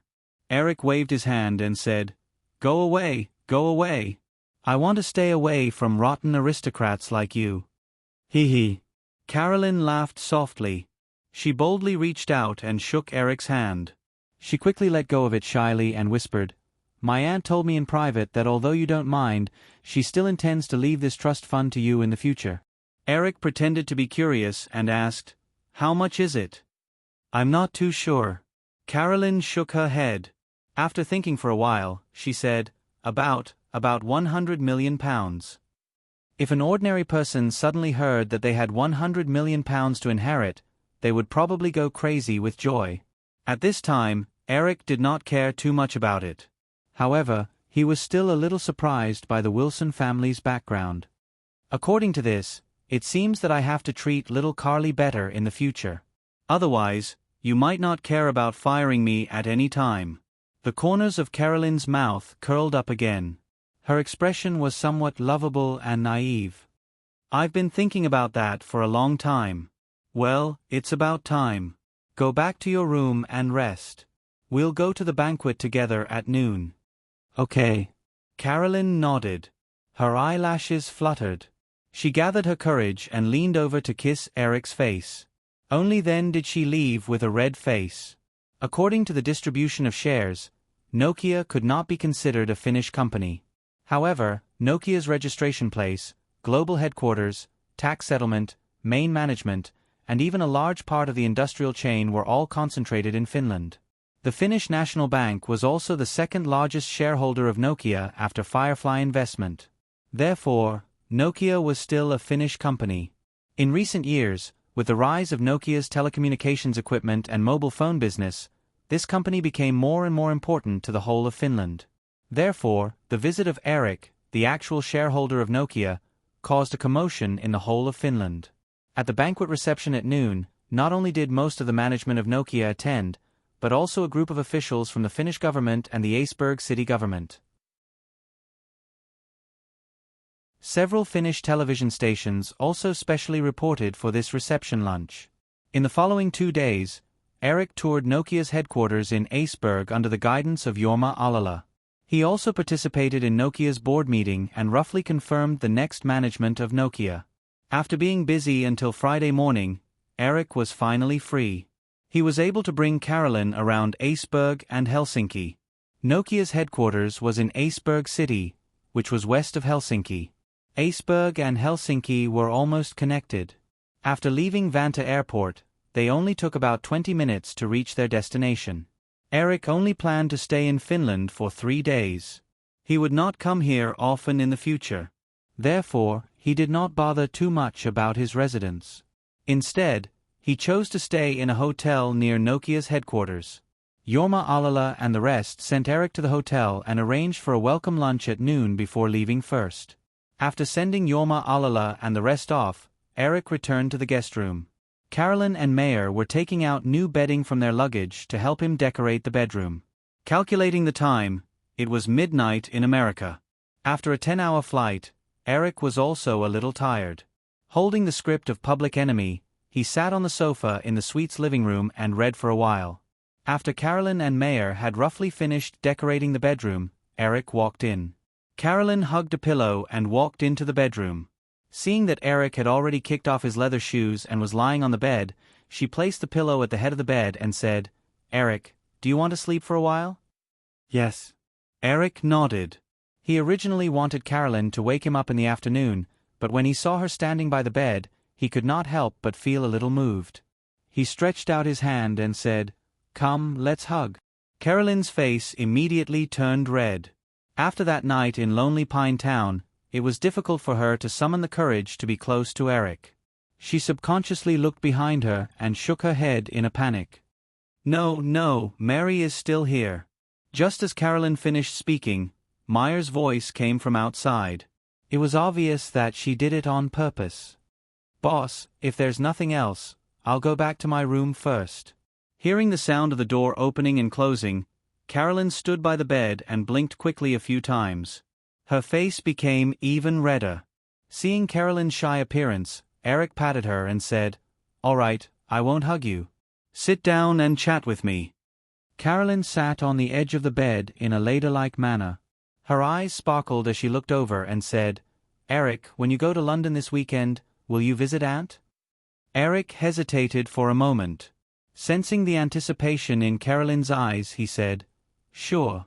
Is she living in London now?" "Yes, Aunt has moved back. She lives in Paddington." Olivier had been in Los Angeles for a few days, and the two of them did not have much interaction. At this moment, Eric could not help but feel curious. He asked, "What did she do in Greece?" Carolyn paused for a moment before she understood. She said, "Aunt mentioned in her letters that she opened a small shop on Mykonos Island in the Aegean Sea. She specialized in selling clothes that she made herself. Mykonos Island is very beautiful. Some people say that it is the closest place to heaven. Aunt lived on that island most of the time. However, later on, Aunt felt that the tourists who came to buy clothes were too vulgar, so she closed the shop. Other times, Auntie likes to travel. She carries a picture frame and goes to many places to paint. Auntie graduated from the Cambridge School of Art. She now has a gallery in London. We can go there in a few days and see her paintings."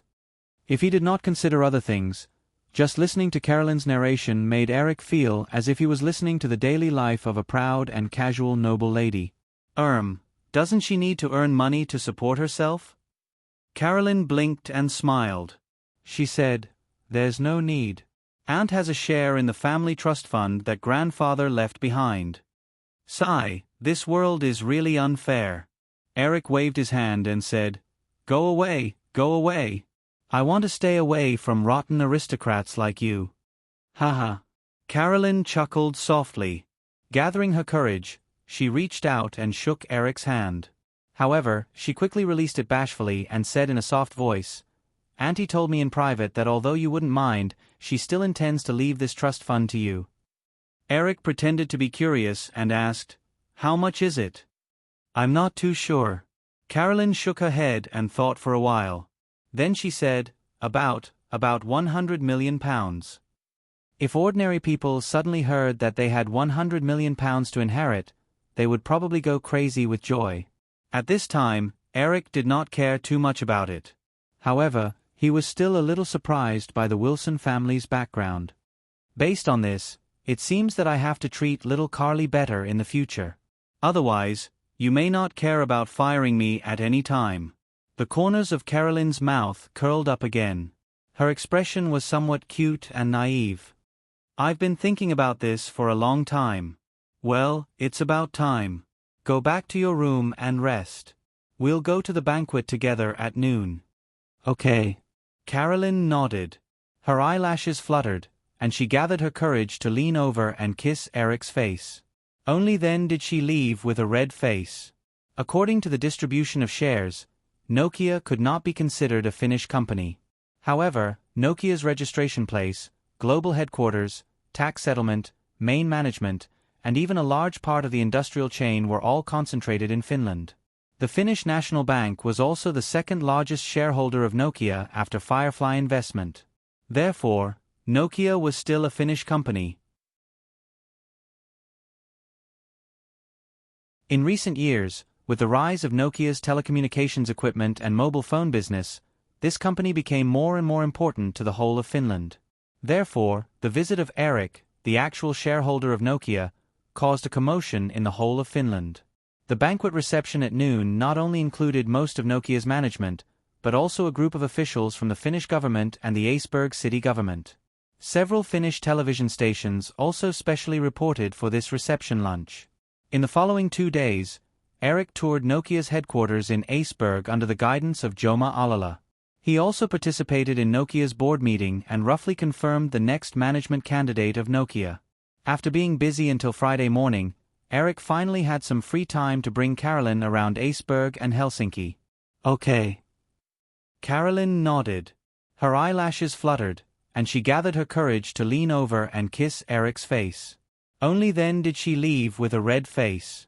According to the distribution of shares, Nokia could not be considered a Finnish company. However, Nokia's registration place, global headquarters, tax settlement, main management, and even a large part of the industrial chain were all concentrated in Finland. The Finnish National Bank was also the second largest shareholder of Nokia after Firefly Investment. Therefore, Nokia was still a Finnish company. In recent years, with the rise of Nokia's telecommunications equipment and mobile phone business, this company became more and more important to the whole of Finland. Therefore, the visit of Eric, the actual shareholder of Nokia, caused a commotion in the whole of Finland. The banquet reception at noon not only included most of Nokia's management, but also a group of officials from the Finnish government and the Esbjerg city government. Several Finnish television stations also specially reported for this reception lunch. In the following 2 days, Eric toured Nokia's headquarters in Esbjerg under the guidance of Joma Alala. He also participated in Nokia's board meeting and roughly confirmed the next management candidate of Nokia. After being busy until Friday morning, Eric finally had some free time to bring Carolyn around Esbjerg and Helsinki.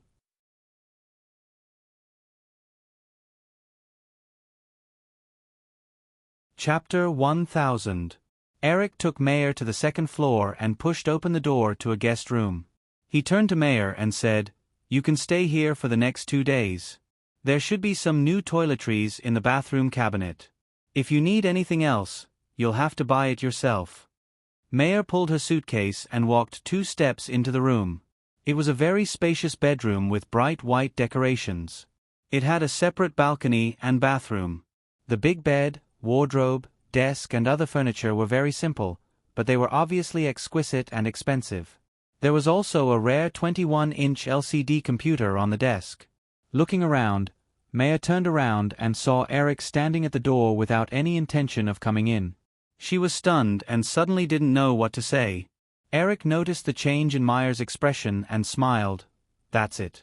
I'm going upstairs to the study. You can do whatever you want.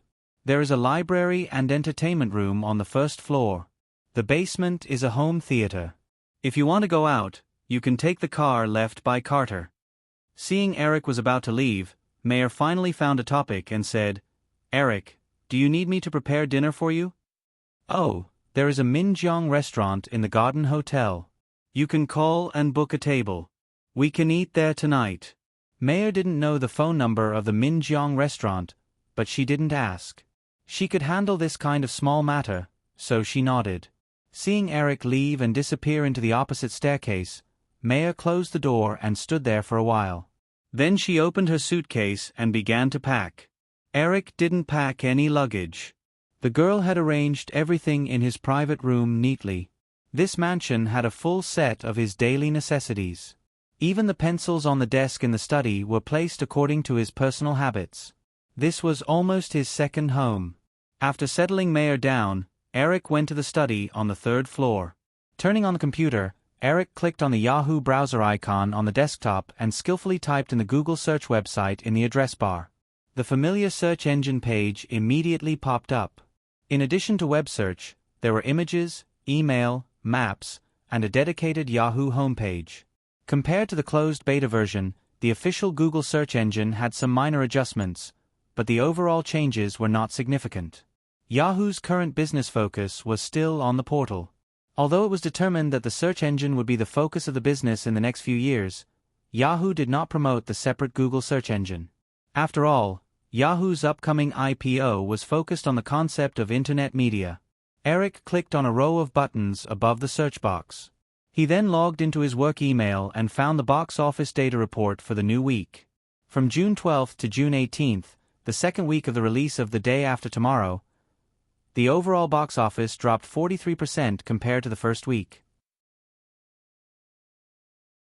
The box office for the first week was $63.69 million, with a cumulative box office of $175 million. It was temporarily ranked second on the 1998 North American box office list. The first was Trump Card Spy 2, which was released on Easter. The final box office of this parody film was $186 million.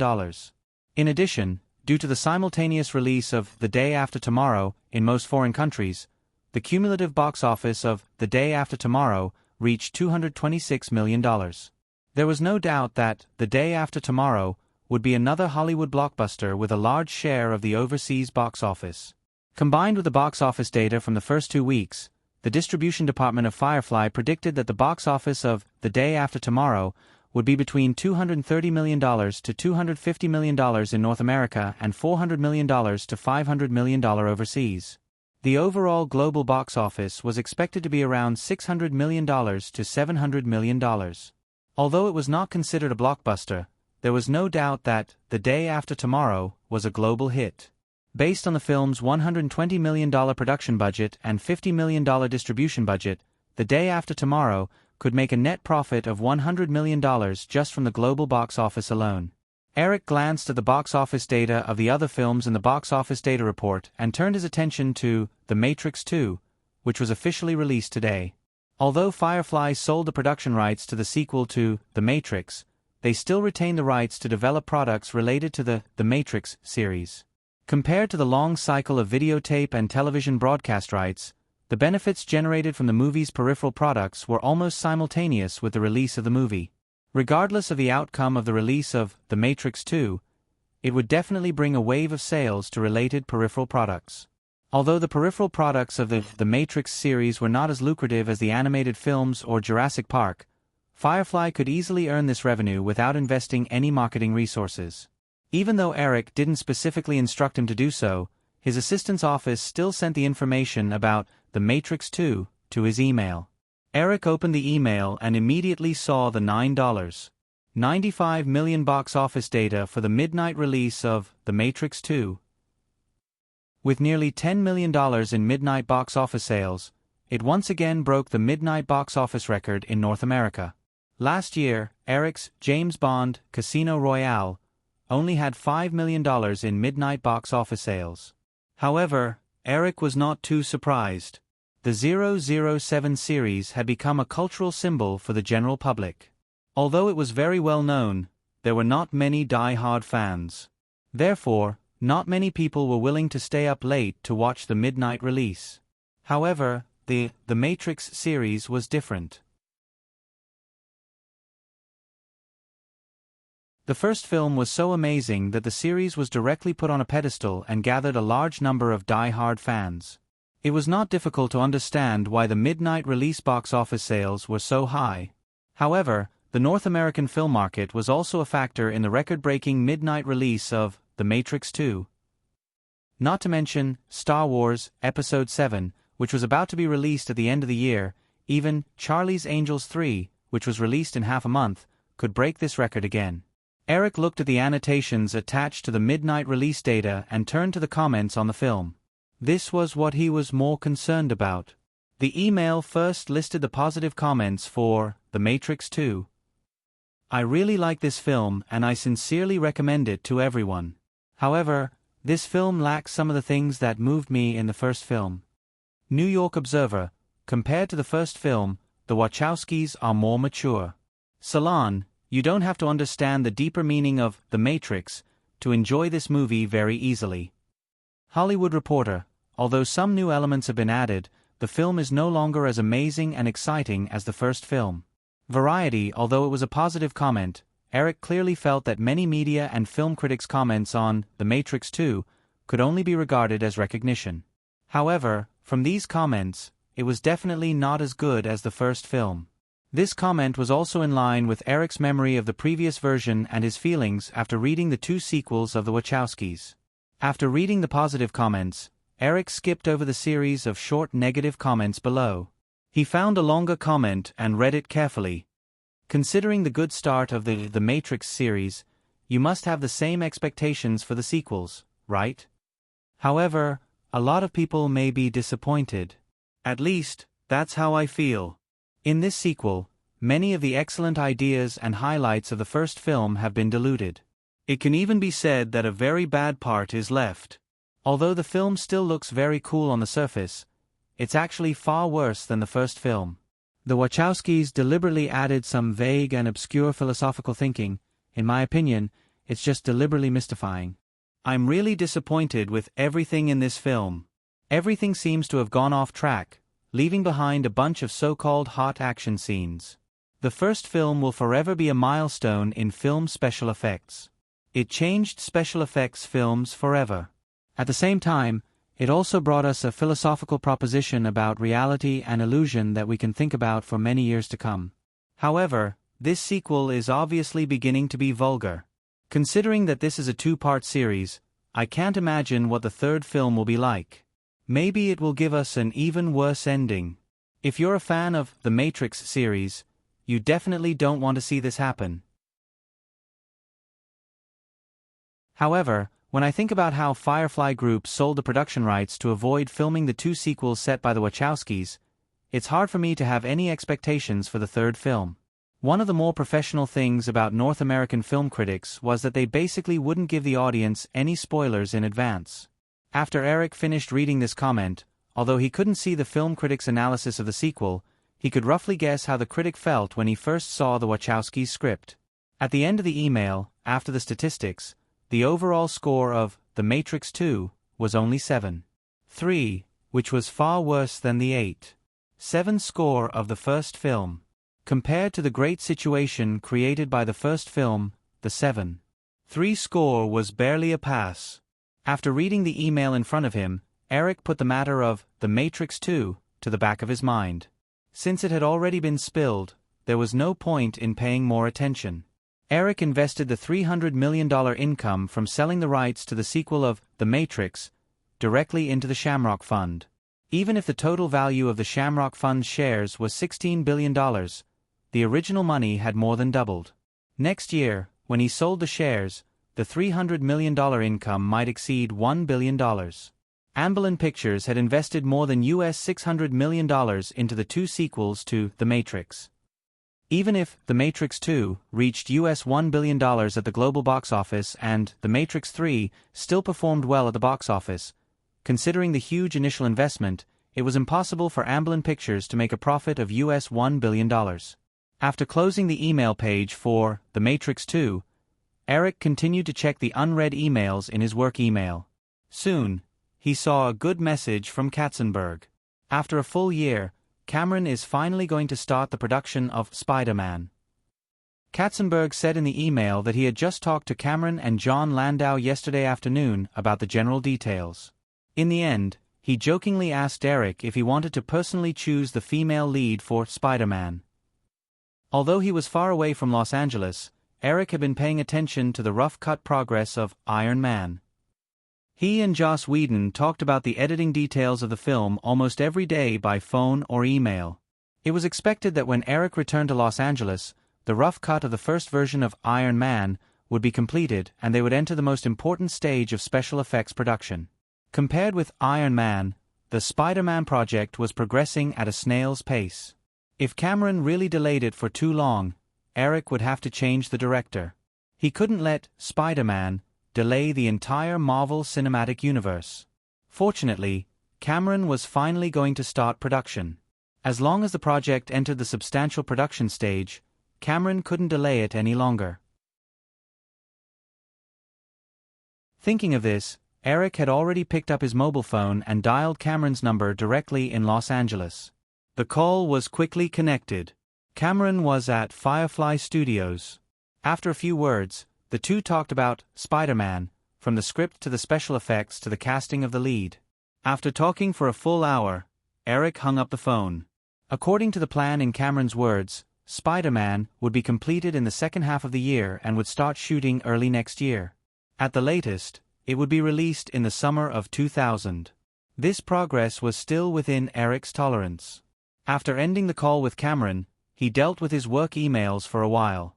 The sky outside the window unknowingly darkened. After flying around for more than half a month, Eric's biological clock began to become a little chaotic. When he noticed the time, it was already past 7 o'clock in the evening. After turning off the computer, Eric left the room. The villa, which had begun to become dark, was very quiet. He went down the circular corridor from the third floor to the second floor and saw the light in the small living room downstairs. Walking down the stairs, he saw Mayer sitting on the sofa in the small living room, watching TV absent-mindedly. The volume of the TV was very low, so Eric didn't have time to walk lightly. Mayer soon sensed someone approaching, so she turned her head and smiled shyly. "Eric, I was just thinking about when I should call you. You must be hungry. Let's go," Eric said. When Mayer stood up, he saw that she was still wearing a light gray business suit. He said, "Do you want to change?" "Okay," Mayer nodded and said, "Wait a moment." Eric walked into the small living room and sat down on the sofa. After waiting patiently for 5 or 6 minutes, Mayer changed into a very bright red knee-length dress and went downstairs. Most women would find it difficult to wear red clothes, but when Mayer wore this set of clothes, it made her, who was still a little shy, suddenly look more like a strong woman in the workplace. Eric could not help but look at her a few more times and exclaimed, "Very beautiful." "Thank you." Hearing Eric's words, Mayer, who was a little nervous, relaxed and said, "Then, let's go."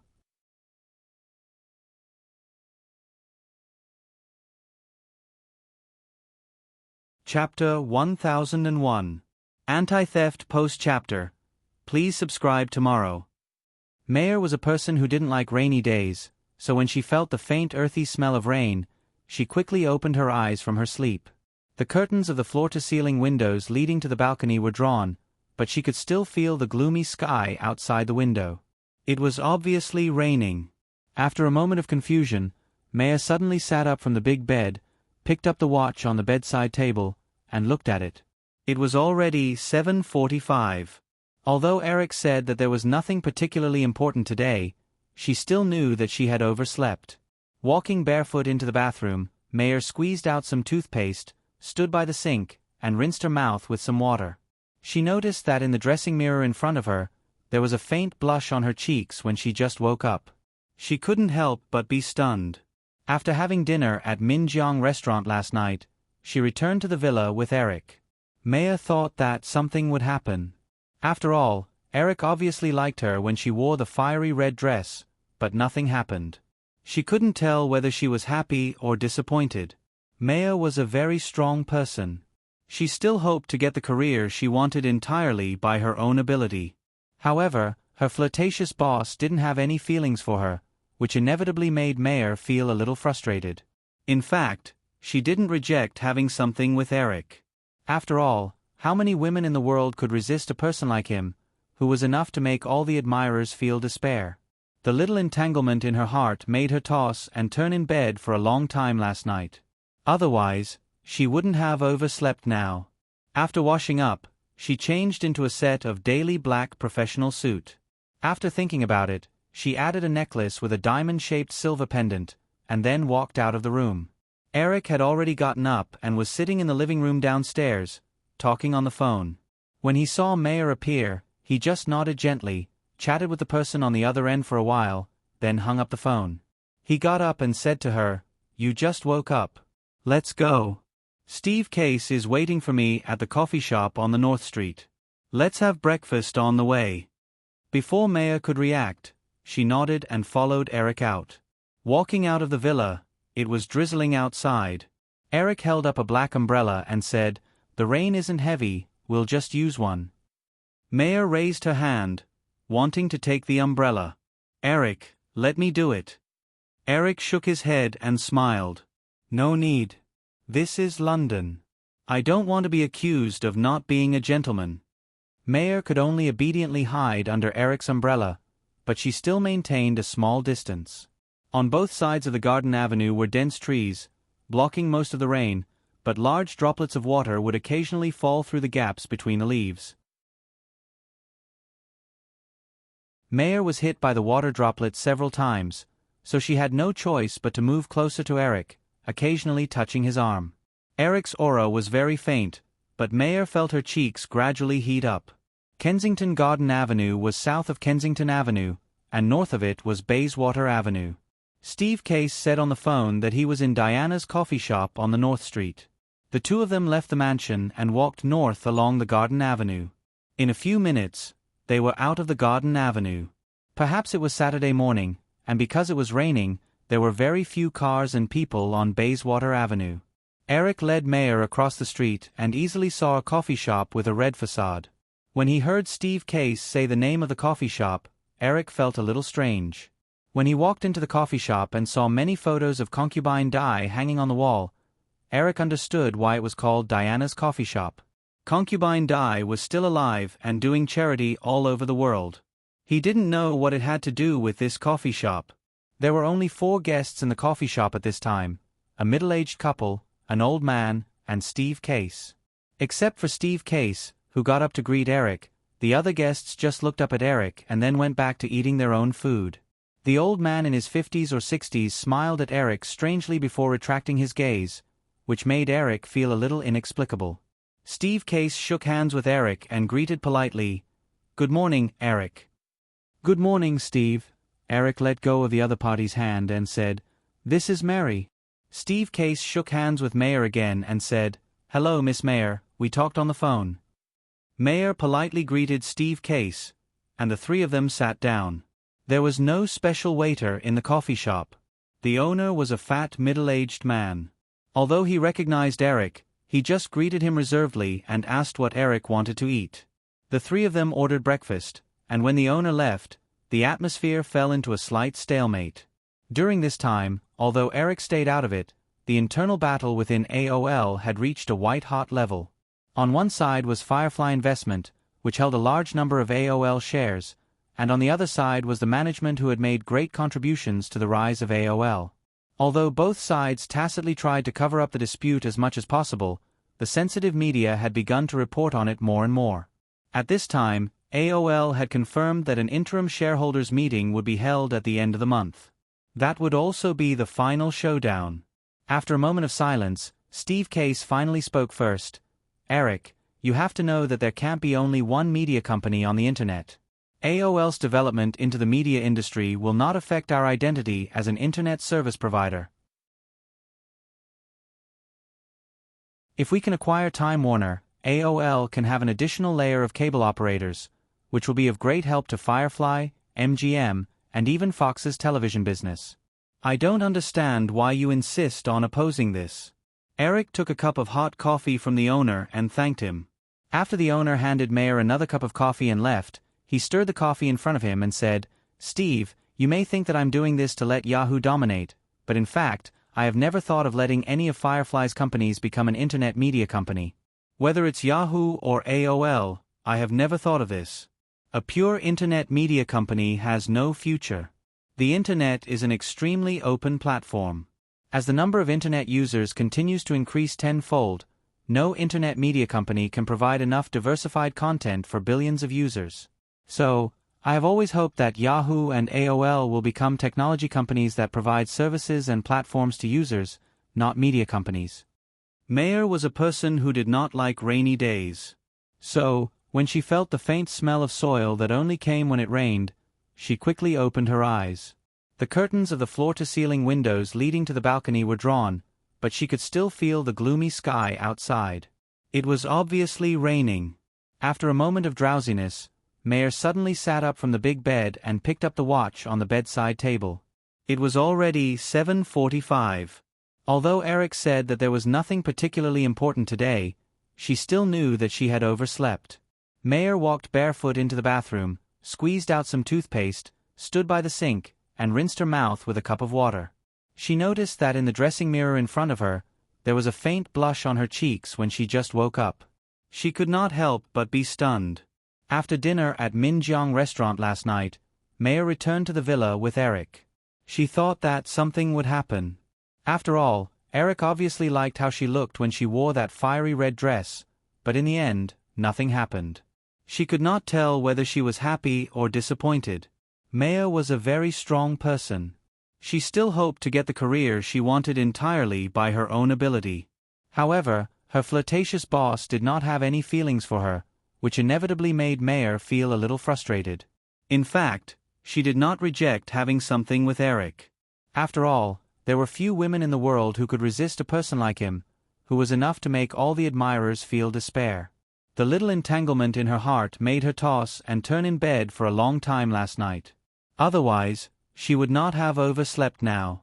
After washing up, she changed into a set of daily black professional suit. After thinking about it, she added a necklace with a diamond-shaped silver pendant, and then walked out of the room. Eric had already gotten up and was sitting in the living room downstairs on the phone. When he saw Mayer appear, he just nodded gently. He chatted with the person on the other end of the phone for a while before hanging up. He got up and said to her, "You just woke up. Let's go. Steve Case is waiting for me at the coffee shop on the North Street. We can have breakfast on the way." Before Mayer could react, she had already nodded and followed Eric out. When they walked out of the villa, it was drizzling outside. Eric held up a black umbrella and said, "The rain is not heavy. We can use one." Mayer raised her hand and wanted to take the umbrella. She said, "Eric, let me do it." Eric shook his head and said with a smile, "No, this is London. I don't want to be accused of not being a gentleman." Mayer could only obediently hide under Eric's umbrella, but she still maintained a small distance. Garden Street was covered with dense shade on both sides. Most of the rain was blocked outside, but large droplets of water occasionally dripped through the gaps between the leaves. Mayer was hit by the water droplets several times. She had to lean toward Eric and occasionally touch his arm. Eric's breath was very light, but Mayer felt her cheeks gradually heat up. Kensington Garden Street was south of Kensington Avenue and north of it was Bayswater Avenue. Steve Case said on the phone that he was in Diana's coffee shop on the North Street. The two of them left the mansion and walked north along Garden Street. In a few minutes, they were out of Garden Street. Perhaps it was Saturday morning and because it was raining, there were very few cars and people on Bayswater Avenue. Eric led Mayer across the street and easily saw a coffee shop with a red facade. When he heard Steve Case say the name of the coffee shop, Eric felt a little strange. When he walked into the coffee shop and saw many photos of Concubine Di hanging on the wall, Eric understood why it was called Diana's Coffee Shop. Concubine Di was still alive and doing charity all over the world. He did not know what it had to do with this coffee shop. There were only 4 guests in the coffee shop at this time, a middle-aged couple, an old man, and Steve Case. Except for Steve Case who got up to greet Eric, the other guests just looked up at Eric and then went back to eating their own food. The old man in his 50s or 60s smiled at Eric strangely before looking away, which made Eric feel a little baffled. Steve Case shook hands with Eric and greeted politely, "Good morning, Eric." "Good morning, Steve." Eric let go of the other party's hand and said, "This is Mary." Steve Case shook hands with Mayer again and said, "Hello, Miss Mayer, we talked on the phone." Mayer politely greeted Steve Case, and the three of them took their seats. There was no special waiter in the coffee shop. The owner was a fat middle-aged man. Although he recognized Eric, he just greeted him in a reserved manner and asked what Eric wanted to eat. The three of them ordered breakfast.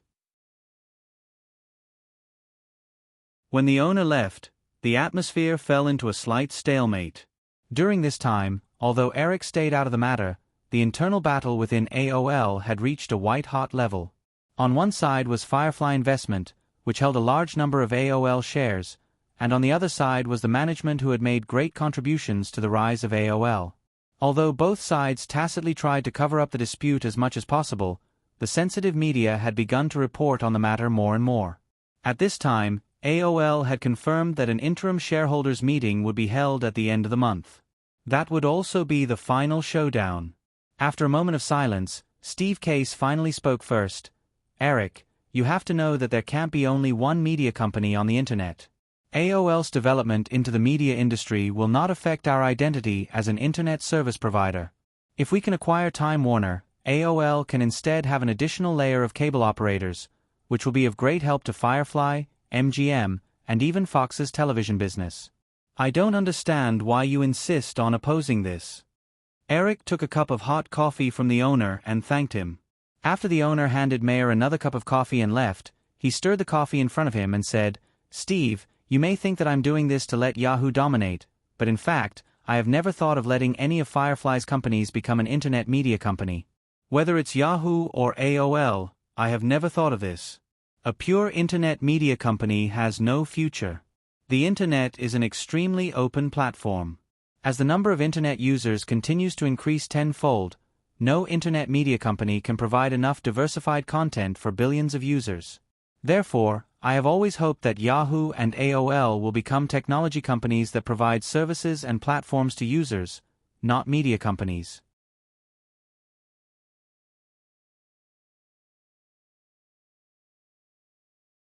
Chapter 1002. Anti-Theft Post-Chapter. Please subscribe tomorrow.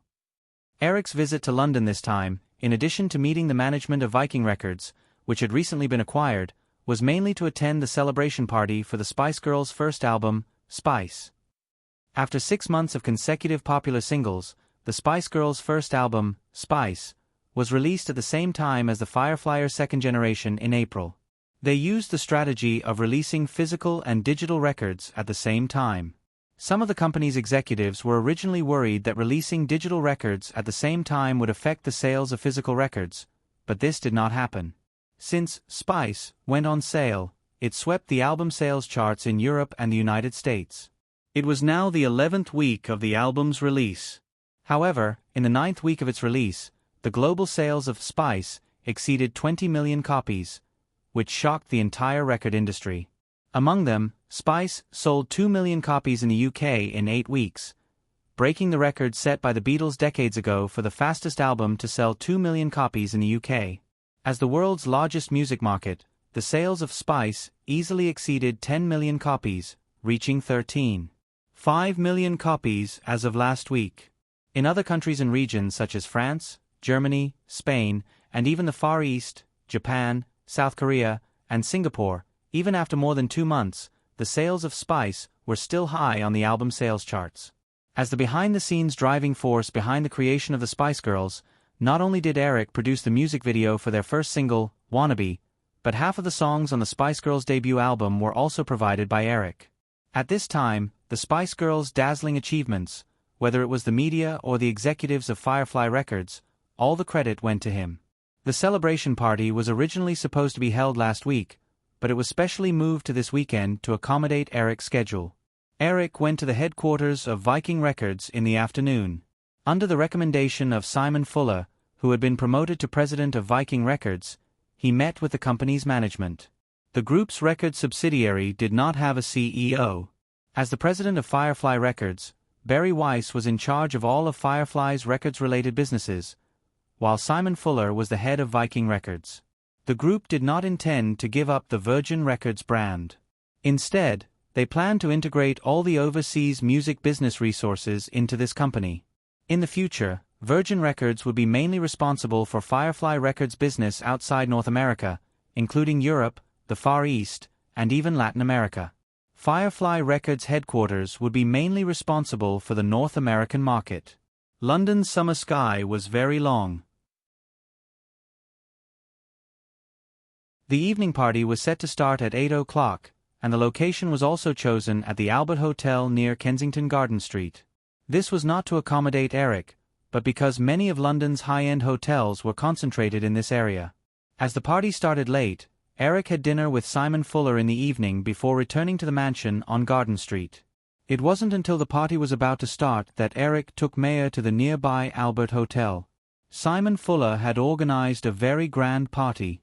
Other than the executives and artists under Virgin Records, he had also invited a large number of celebrities from all walks of life in the British entertainment industry.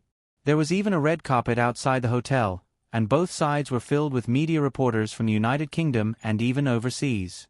The Spice Girls, the Rolling Stones, Elton John, Hugh Grant, Rachel Weisz, and a large number of other stars were also on the red carpet.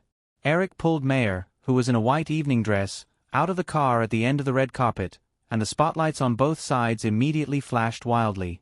Although they had been told in advance, when the reporters on both sides saw Mayer, they quickly pressed the shutters and some people couldn't help but ask loudly, "Mr. Williams, is this lady your new girlfriend?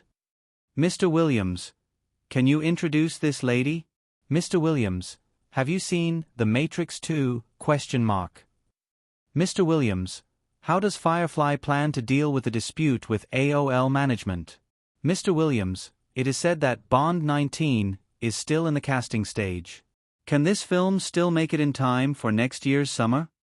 Eric ignored the questions on both sides and just waved to the crowd with a smile on his face.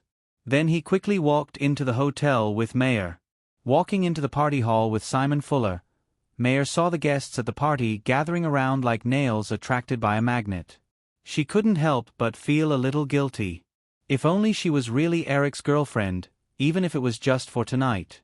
However, she knew that she was just a decorative vase beside Eric tonight. This fact was so frustrating that Mayer even wanted to run away. At the same time, she couldn't help but feel a little resentment towards Eric. This guy was so intimate with other women and even had an ambiguous relationship with her cousin, but he was completely uninterested in her. This was really infuriating. Eric didn't have time to pay attention to the female assistant's thoughts. He took the lead in hugging the 5 girls of the Spice Group to congratulate them one by one. Then he greeted the other guests who came over and chatted for a while before he was free. At the buffet table, Simon Fuller and Eric each took a glass of champagne and raised their glasses to Eric. Simon Fuller said, "Eric, I carefully considered the singer selection reality show you mentioned in the afternoon. I think it is very feasible. However, if it is only held in the UK, the scale is too small. Why don't we directly produce it in North America? I will definitely bring this reality show to North America. However, whether it is ABC's Survivor or Fox's Who Will Be a Millionaire, the ratings are good. In recent years, the 2 networks have also introduced some other reality shows, so there is no shortage of this type of show for the time being." Eric took a sip of champagne and said with a smile, "Moreover, I don't want to give this reality show to NBC or CBS, so I plan to do it in the UK now. You will also have enough time to polish the format of the show." Simon Fuller nodded and said, "However, to be honest, this type of music reality show probably won't be able to create singers that are too popular. This is because if we have to take into account the viewership, it's unlikely that we can maintain absolute fairness. Some of the outstanding contestants are likely to be eliminated in advance. These people will be labeled as losers, and it won't be easy to package them up again." Eric said, "If you put in more effort, you should be able to pick out a few good seedlings in the past few years. By the way, you'd better pay attention to the contestants' songwriting skills this time. I forgot to remind you of this when you chose the Spice Girls. Their singing and dancing skills are good, but their songwriting skills are passable. Fortunately, they found a good enough producer to write songs for them." Simon Fuller nodded approvingly. Whether it was in the past or in the future, singers or groups who were famous in the music industry basically had good songwriting ability. However, with the decline of the entire recording industry in the future, singers with outstanding songwriting ability would become more and more prominent. Because the decline of the industry would definitely lead to the shrinkage of resources, record companies would rarely organize a team to package singers who only had good voices or good looks but no songwriting ability. Eric went to the headquarters of Viking Records in the afternoon. Under the recommendation of Simon Fuller, who had been promoted to the position of president of Viking Records, he met with all the management of the company. The group's record subsidiary did not have a CEO.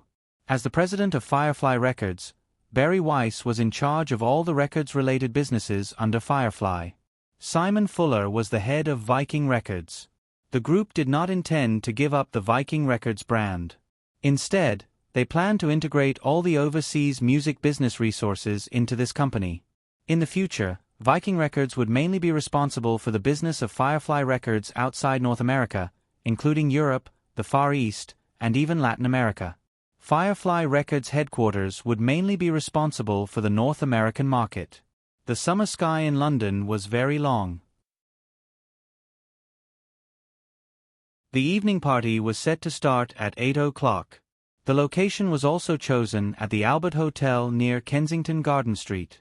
This was not to accommodate Eric, but because many of London's high-end hotels were concentrated nearby. Because the party started late, Eric had dinner with Simon Fuller in the evening and returned to the mansion on Garden Street first. It was not until the party was about to start that Eric took Maya to the nearby Albert Hotel. Simon Fuller had organized a very grand party. In addition to the executives and artists of Viking Records, he had also invited a large number of celebrities from all walks of life in the British entertainment industry. A red carpet was specially laid out outside the hotel, and both sides were crowded with British and overseas media reporters. A large number of stars, such as the Spice Girls, the Rolling Stones, Elton John, Hugh Grant, Rachel Weisz, and so on, were also shining brightly on the red carpet. Eric pulled Mayer, who was in a white evening dress, out of the car at the end of the red carpet, and the spotlights on both sides immediately flashed wildly. Although they had been told in advance, when the reporters on both sides saw Mayer, they quickly pressed the shutters and some people could not help but ask loudly, "Mr. Williams, is this lady your new girlfriend? Mr. Williams, can you introduce this lady? Mr. Williams, have you seen The Matrix 2? Mr. Williams, how does Firefly plan to deal with the dispute with AOL management? Mr. Williams, it is said that Bond 19 is still in the casting stage. Can this film still make it in time for next year's summer?"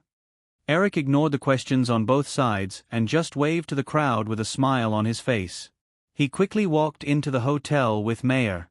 Walking into the party hall with Simon Fuller, Mayer saw the guests at the party gathering around like nails attracted by a magnet. She could not help but feel a little guilty. If only she was really Eric's girlfriend, even if it was just for tonight.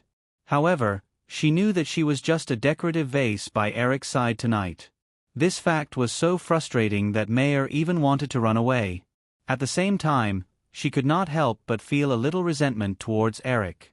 This guy was so intimate with other women and even had an ambiguous relationship with her cousin, but he was completely uninterested in her. This was really infuriating. Eric had no time to pay attention to the female assistant's thoughts. He took the lead in hugging the 5 girls of the Spice Group to congratulate them one by one. Then he greeted the other guests who came over and chatted for a while before he was free. At the buffet table, Simon Fuller and Eric each took a glass of champagne and raised their glasses to Eric. Simon Fuller said, "Eric, I carefully considered the singer selection reality show you mentioned in the afternoon. I think it is very feasible. However, if it is only held in the UK, the scale is too small. Why don't we directly produce it in North America? I will definitely bring this reality show to North America. However, whether it is ABC's Survivor or Fox's Who Will Be a Millionaire, the ratings are good. In recent years, the two networks have also introduced some other reality shows, so there is no shortage of this type of show for the time being." Eric took a sip of champagne and said with a smile, "Moreover, I don't want to give this reality show to NBC or CBS, so I plan to do it in the UK now. You will also have enough time to polish the format of the show." Simon Fuller nodded and said, "However, to be honest, this type of music reality show probably won't be able to create singers that are too popular.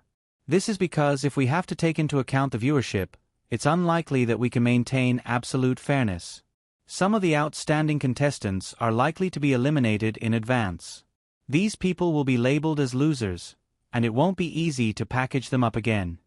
Eric said, "If you put in more effort, You should be able to pick out a few good seedlings in the past few years. By the way, you'd better pay attention to the contestants' songwriting skills this time. I forgot to remind you of this when you chose the Spice Girls. Their singing and dancing skills are good, but their songwriting skills are passable. Fortunately, they found a good enough producer to write songs for them. Simon Fuller nodded approvingly. Whether it was in the past or in the future, singers or groups who were famous in the music industry basically had good songwriting ability. However, with the decline of the entire recording industry in the future, singers with outstanding creative abilities would become more and more prominent. This was because the decline of the industry would definitely lead to the shrinkage of resources. Therefore, recording companies would rarely organize a team to package singers who only had a good voice or a good appearance but no creative ability at all.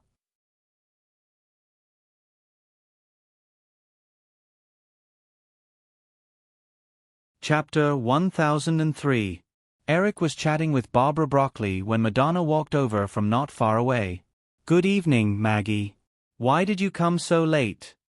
Eric hugged Madonna gently and introduced her. "This is Barbara Broccoli, the producer of the 007 series. I had dinner with the executives of the Warner Records European branch, so I'm a little late," Madonna explained. She warmly shook hands with Barbara Broccoli and said, "Eric, where are our girls? I have to say hello to them first.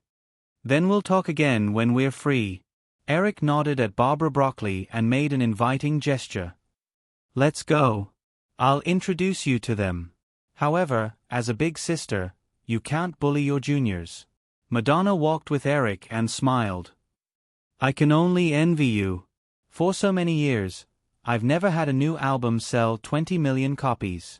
The only one that broke this sales record was a compilation album.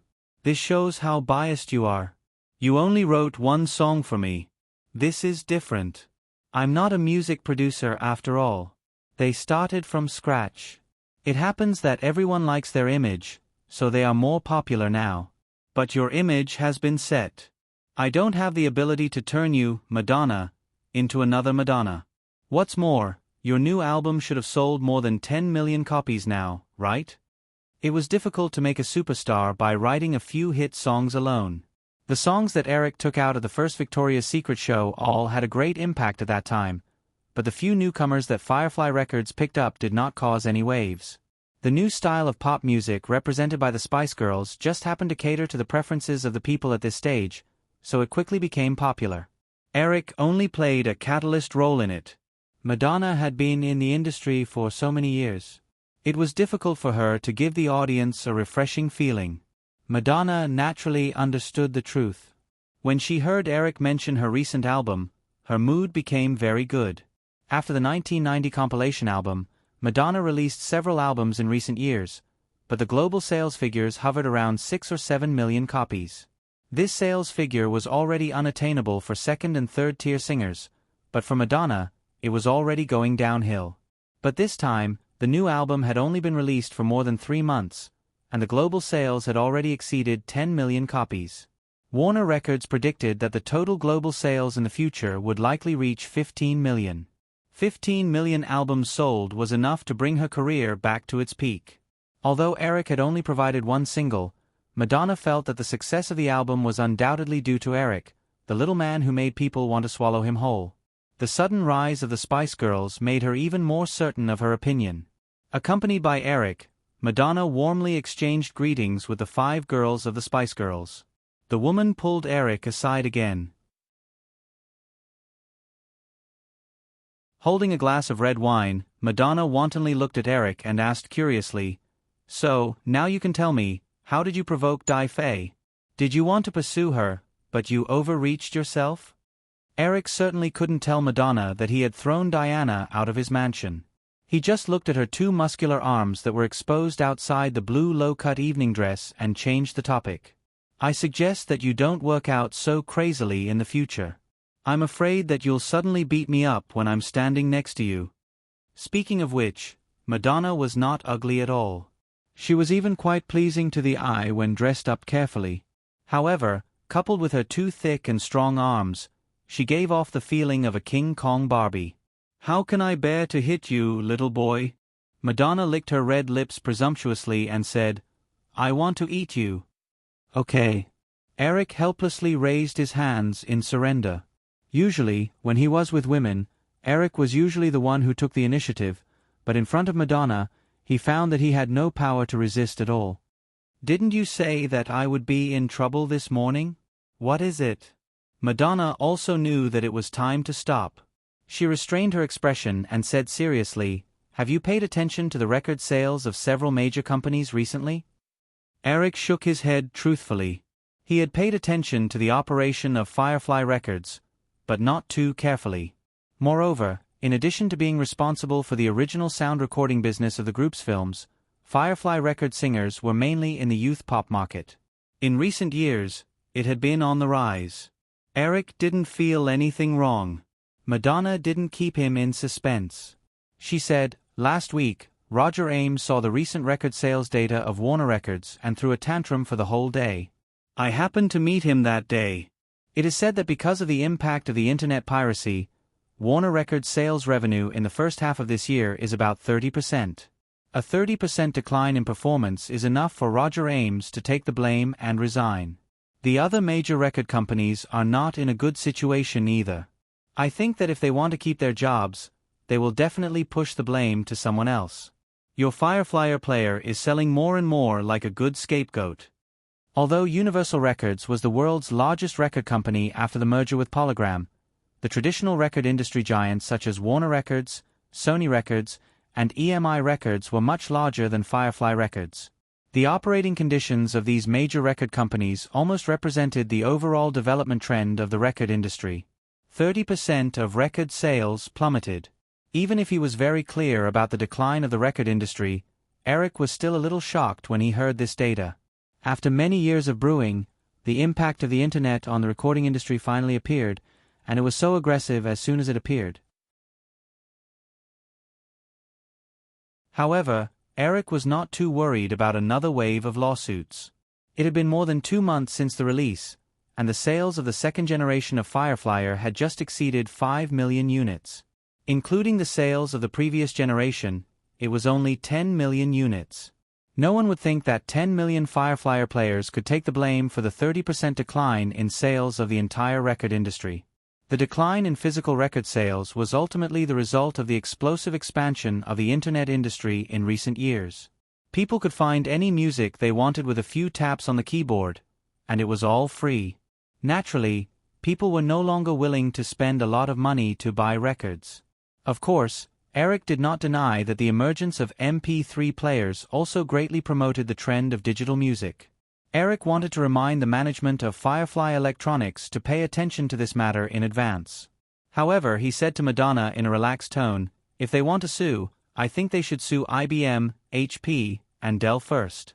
Our Fireflyer player is dedicated to promoting authentic digital music, but the personal computers produced by IBM can download free music resources from the internet.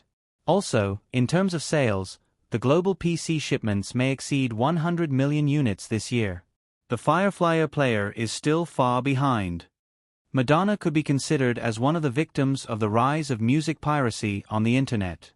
However, with her current status in the industry, she didn't care too much about album sales. Her main source of income was the sky-high advertising endorsements from various big brands and the income from concert tours every few years. "It's useless to say this to me." Madonna smiled and said, "Anyway, I already reminded you, remember that you owe me a favor." Eric nodded and said, "Okay, I'll treat you to dinner when I'm free." Madonna glanced at Eric again and said, "Dinner is boring, don't tell me you're not free tonight?" "No." Eric's tone was firm, and he glanced at Madonna's arm with a little timidity and said, "I'm afraid you'll hit me." Madonna was actually only a little more than 1.6 meters tall. Her height was 20 centimeters shorter than Eric's.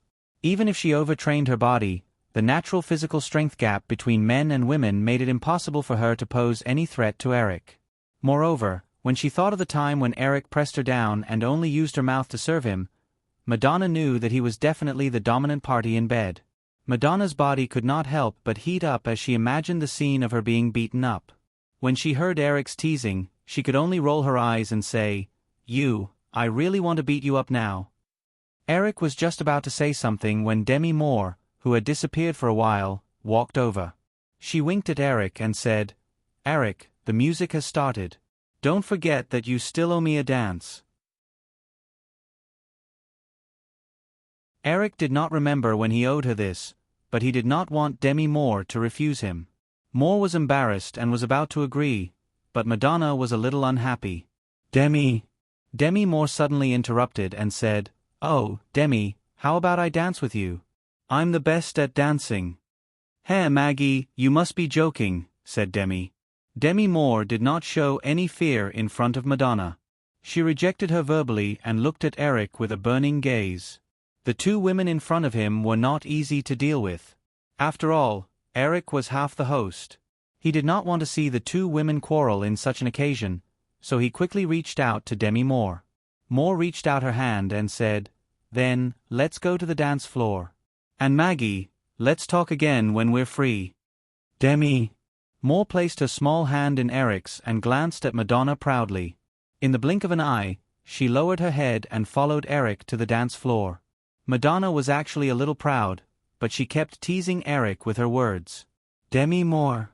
Moore and Eric entered the dimly lit dance floor together, but they stuck close to each other. Feeling the two bulging lumps on his chest, Eric felt a little strange. From Eric's memory of the original version of Ghost, Demi Moore's chest was flat. But now, it was suddenly more than a D cup. What she did was self-evident. Eric preferred women to be more natural, but he was still a little curious. What did it feel like to have such a big breast? Demi Moore did not know if she understood Eric's thoughts or if she was deliberately teasing him. She stuck to him and slowly danced to the slow song. Suddenly, she leaned over and said in his ear, "Eric, I got someone to open a room upstairs. Do you want to take a look?" Eric smiled. Although he had some thoughts, he was more afraid of trouble. From the beginning, Demi Moore pestered Barbara. Brock knew that this woman's purpose was very clear. She wanted to be the Bond girl in Bond 19. Because there was no chance of Ghost, Demi Moore was not as popular as before. Most of the time, she could only rely on Bruce Willis's character. In Hollywood, she could barely be considered a second-tier actress. In the setting of Bond 19, the real Bond girl scenes were very important. If she participated, the impact would definitely be no less than that of Vesper Lyndon, who had left a deep impression on the audience in the last Casino Royale. Linda. But it was also because of this that Eric would not rashly hand over the role for a night of pleasure. He also could not do something like pulling up his pants and not admitting it. Thus, he shook his head and smiled. "Forget it. It's not suitable for me to leave at this time." Demi. However, Moore refused to give up so easily. He pressed his body even tighter and whispered, "Why not? No one will care about these details." "That's not necessarily true." Eric was unmoved. After the song ended, he pulled Demi Moore to the dance floor.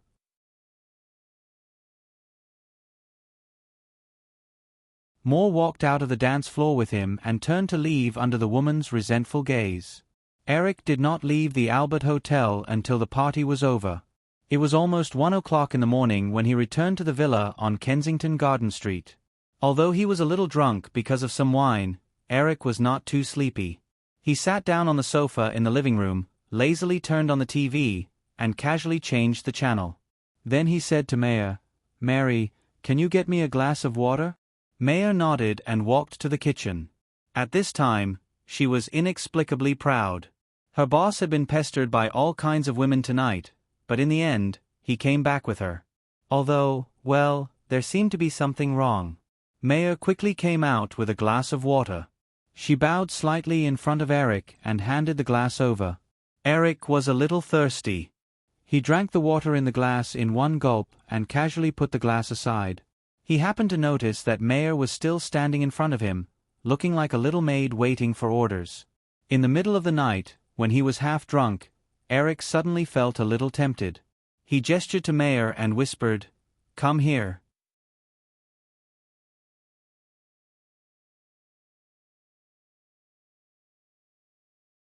Chapter 1004. Anti-theft post-chapter. Please subscribe tomorrow. Maya's eyes flashed, and she obediently took a step forward. She wanted to sit beside Eric, but he reached out to stop her. Eric raised his hand to stop Maya, but he didn't retract his hand. Instead, he gently stroked the girl's calf, which was wrapped in a thin silk gown, and slowly began to move upwards. Maya felt a few restless little rascals gently and unscrupulously moving up her calf. Wherever they passed, they caused her to tremble and numb, causing her breathing to gradually become hurried. She carefully took a deep breath and calmed her emotions. Maya suddenly felt that even if she was willing, she shouldn't allow her boss to do whatever he wanted to her. She felt that strange hand had already reached her waist, and seemed to be planning to change its route and cross the mountain. Maya raised her hand and gently pressed it, as if she was whispering, "Eric, it's already very late. Moreover, Carly will come over tomorrow morning." Just as she finished speaking, Maya realized that she had definitely said something very stupid. Why did she mention Carolyn at this time? Sure enough, after hearing Maya's words, Eric's movements paused. Thinking of Carolyn's resentful little eyes, Eric's desire that had just risen dissipated by a large amount. If it were other women, it wouldn't matter. However, Maya basically had to spend time with Carolyn day and night. If she knew that he had slept with her, even if Carolyn didn't say anything, she would definitely feel very sad. Thinking of this, Eric withdrew his hand. He stood up and politely kissed Maya's cheek, saying, "Then you should go to bed early. Good night." Good night. Maya nodded. After waiting for Eric to disappear at the top of the stairs, Maya suddenly threw herself onto the sofa. She hugged a pillow and scratched it like a cat. She then fiercely knocked her head against the pillow a few times, saying, "Marissa Meyer, you really are a big idiot. Big idiot, big idiot, big idiot." Meyer's eyes flashed, and she obediently took a step forward. She wanted to sit next to Eric, but he reached out and stopped her. Eric raised his hand to stop Maya, but he didn't retract his hand.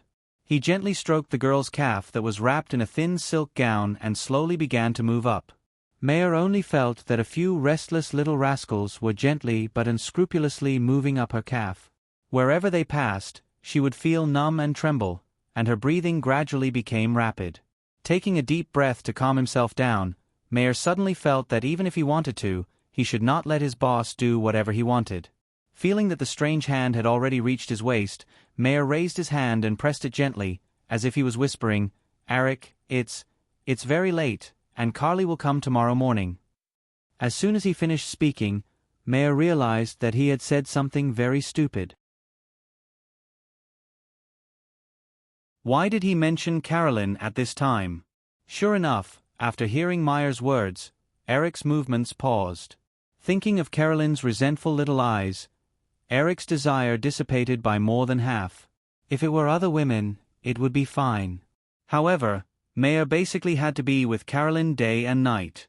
If she knew that he had slept with her, even if Carolyn didn't say anything, she would definitely feel very sad. Thinking of this, Eric withdrew his hand, got up and kissed Maya's cheek out of courtesy, and said, "Then you should go to bed early. Good night." Good night. Maya nodded. After waiting for Eric to disappear at the top of the stairs, Maya suddenly threw herself onto the sofa, grabbed a pillow and scratched it like a cat, and fiercely knocked her head against the pillow a few times. "Marissa Meyer, you're really a big idiot, big idiot, big idiot, big idiot." Meyer's eyes flashed, and she obediently took a step forward. She wanted to sit beside Eric, but he stretched out his hand to stop her. Eric raised his hand to stop Maya, but didn't retract it. Instead, he gently stroked the girl's calf, which was wrapped in a thin silk dress, and slowly started to move upwards. Maya only felt a few restless little rascals gently and unscrupulously moving up her calf. Wherever they passed, they caused her to tremble and numb, causing her breathing to gradually become hurried. Carefully taking a deep breath, Maya calmed herself down. She suddenly felt that even if she was willing, she shouldn't allow her boss to run amok on her body. She felt that the strange hand had already reached her waist, and seemed to be planning to change its route and cross over the mountains. Maya raised her hand and gently pressed it, whispering, "Eric, it's already very late. Moreover, Carly will come over tomorrow morning. Just as she finished speaking, Maya realized that she had definitely said something very stupid. Why did she mention Carolyn at this time? Sure enough, after hearing Maya's words, Eric's movements paused. Thinking of Carolyn's resentful little eyes, Eric's desire dissipated by more than half. If it were other women, it wouldn't matter. However, Maya basically had to spend all her time with Carolyn. If she knew that he had slept with her, even if Carolyn didn't say anything, she would definitely feel very sad in her heart. Thinking of this, Eric withdrew his hand. Getting up, he politely kissed Maya's cheek and said, "Then, you should go to bed early. Good night." Good night. Maya nodded.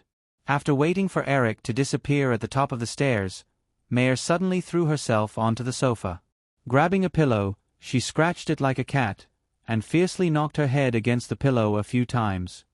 "Marissa Meyer, you're really a big idiot, a big idiot, a big idiot, a big idiot, a big idiot." Meyer's eyes flashed, and she obediently took a step forward. She wanted to sit beside Eric, but he extended his hand to stop her. Eric raised his hand to stop Maya. However, he didn't retract his hand. Instead, he gently stroked the girl's calf, which was wrapped in a thin silk dress, and slowly moved it upwards. Maya only felt a few restless little rascals gently and unscrupulously moving up her calf. Wherever they passed, they caused her to tremble and numb, causing her breathing to gradually become hurried. Carefully taking a deep breath, Maya calmed herself down. She suddenly felt that even if she was willing, she shouldn't allow her boss to run amok on her body. Sensing that the strange hand had already moved to her waist, Maya raised her hand and gently pressed it down. She seemed to whisper, "Eric, it's already very late.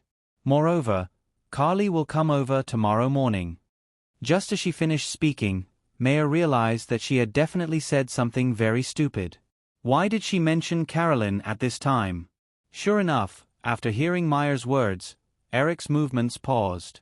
Thinking of Carolyn's resentful little eyes, Eric's desire that had just risen dissipated by more than half. If it were other women, it wouldn't matter. However, Maya basically had to spend time with Carolyn day and night.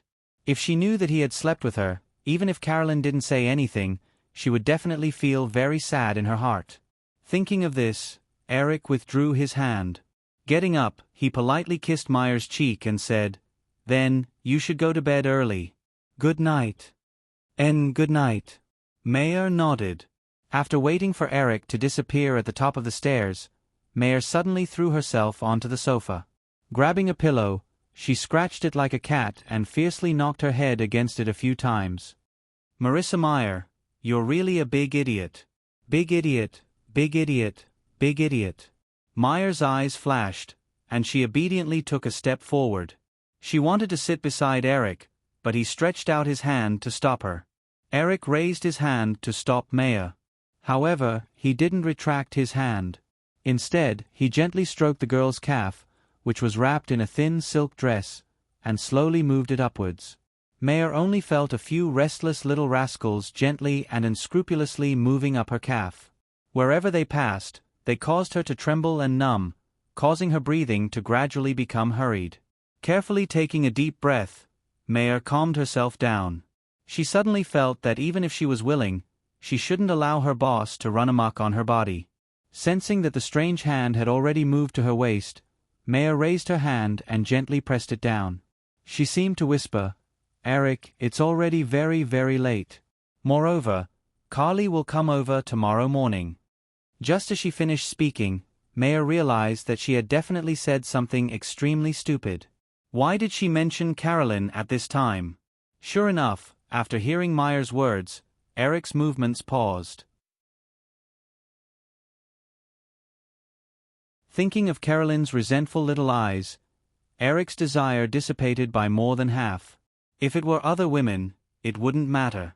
However, Maya basically had to spend time with Carolyn day and night. If she knew that he had slept with her, even if Carolyn didn't say anything, she would definitely feel very sad in her heart. Thinking of this, Eric withdrew his hand. Getting up, he politely kissed Maya's cheek and said, Then, you should go to bed early. Good night. Good night. Mayer nodded. After waiting for Eric to disappear at the top of the stairs, Mayer suddenly threw herself onto the sofa. Grabbing a pillow, she scratched it like a cat and fiercely knocked her head against it a few times. Marissa Meyer, you're really a big idiot. Big idiot, big idiot, big idiot. Meyer's eyes flashed, and she obediently took a step forward. She wanted to sit beside Eric, but he extended his hand to stop her. Eric raised his hand to stop Mayer. However, he didn't retract his hand. Instead, he gently stroked the girl's calf, which was wrapped in a thin silk dress, and slowly moved it upwards. Mayer only felt a few restless little rascals gently and unscrupulously moving up her calf. Wherever they passed, they caused her to tremble and numb, causing her breathing to gradually become hurried.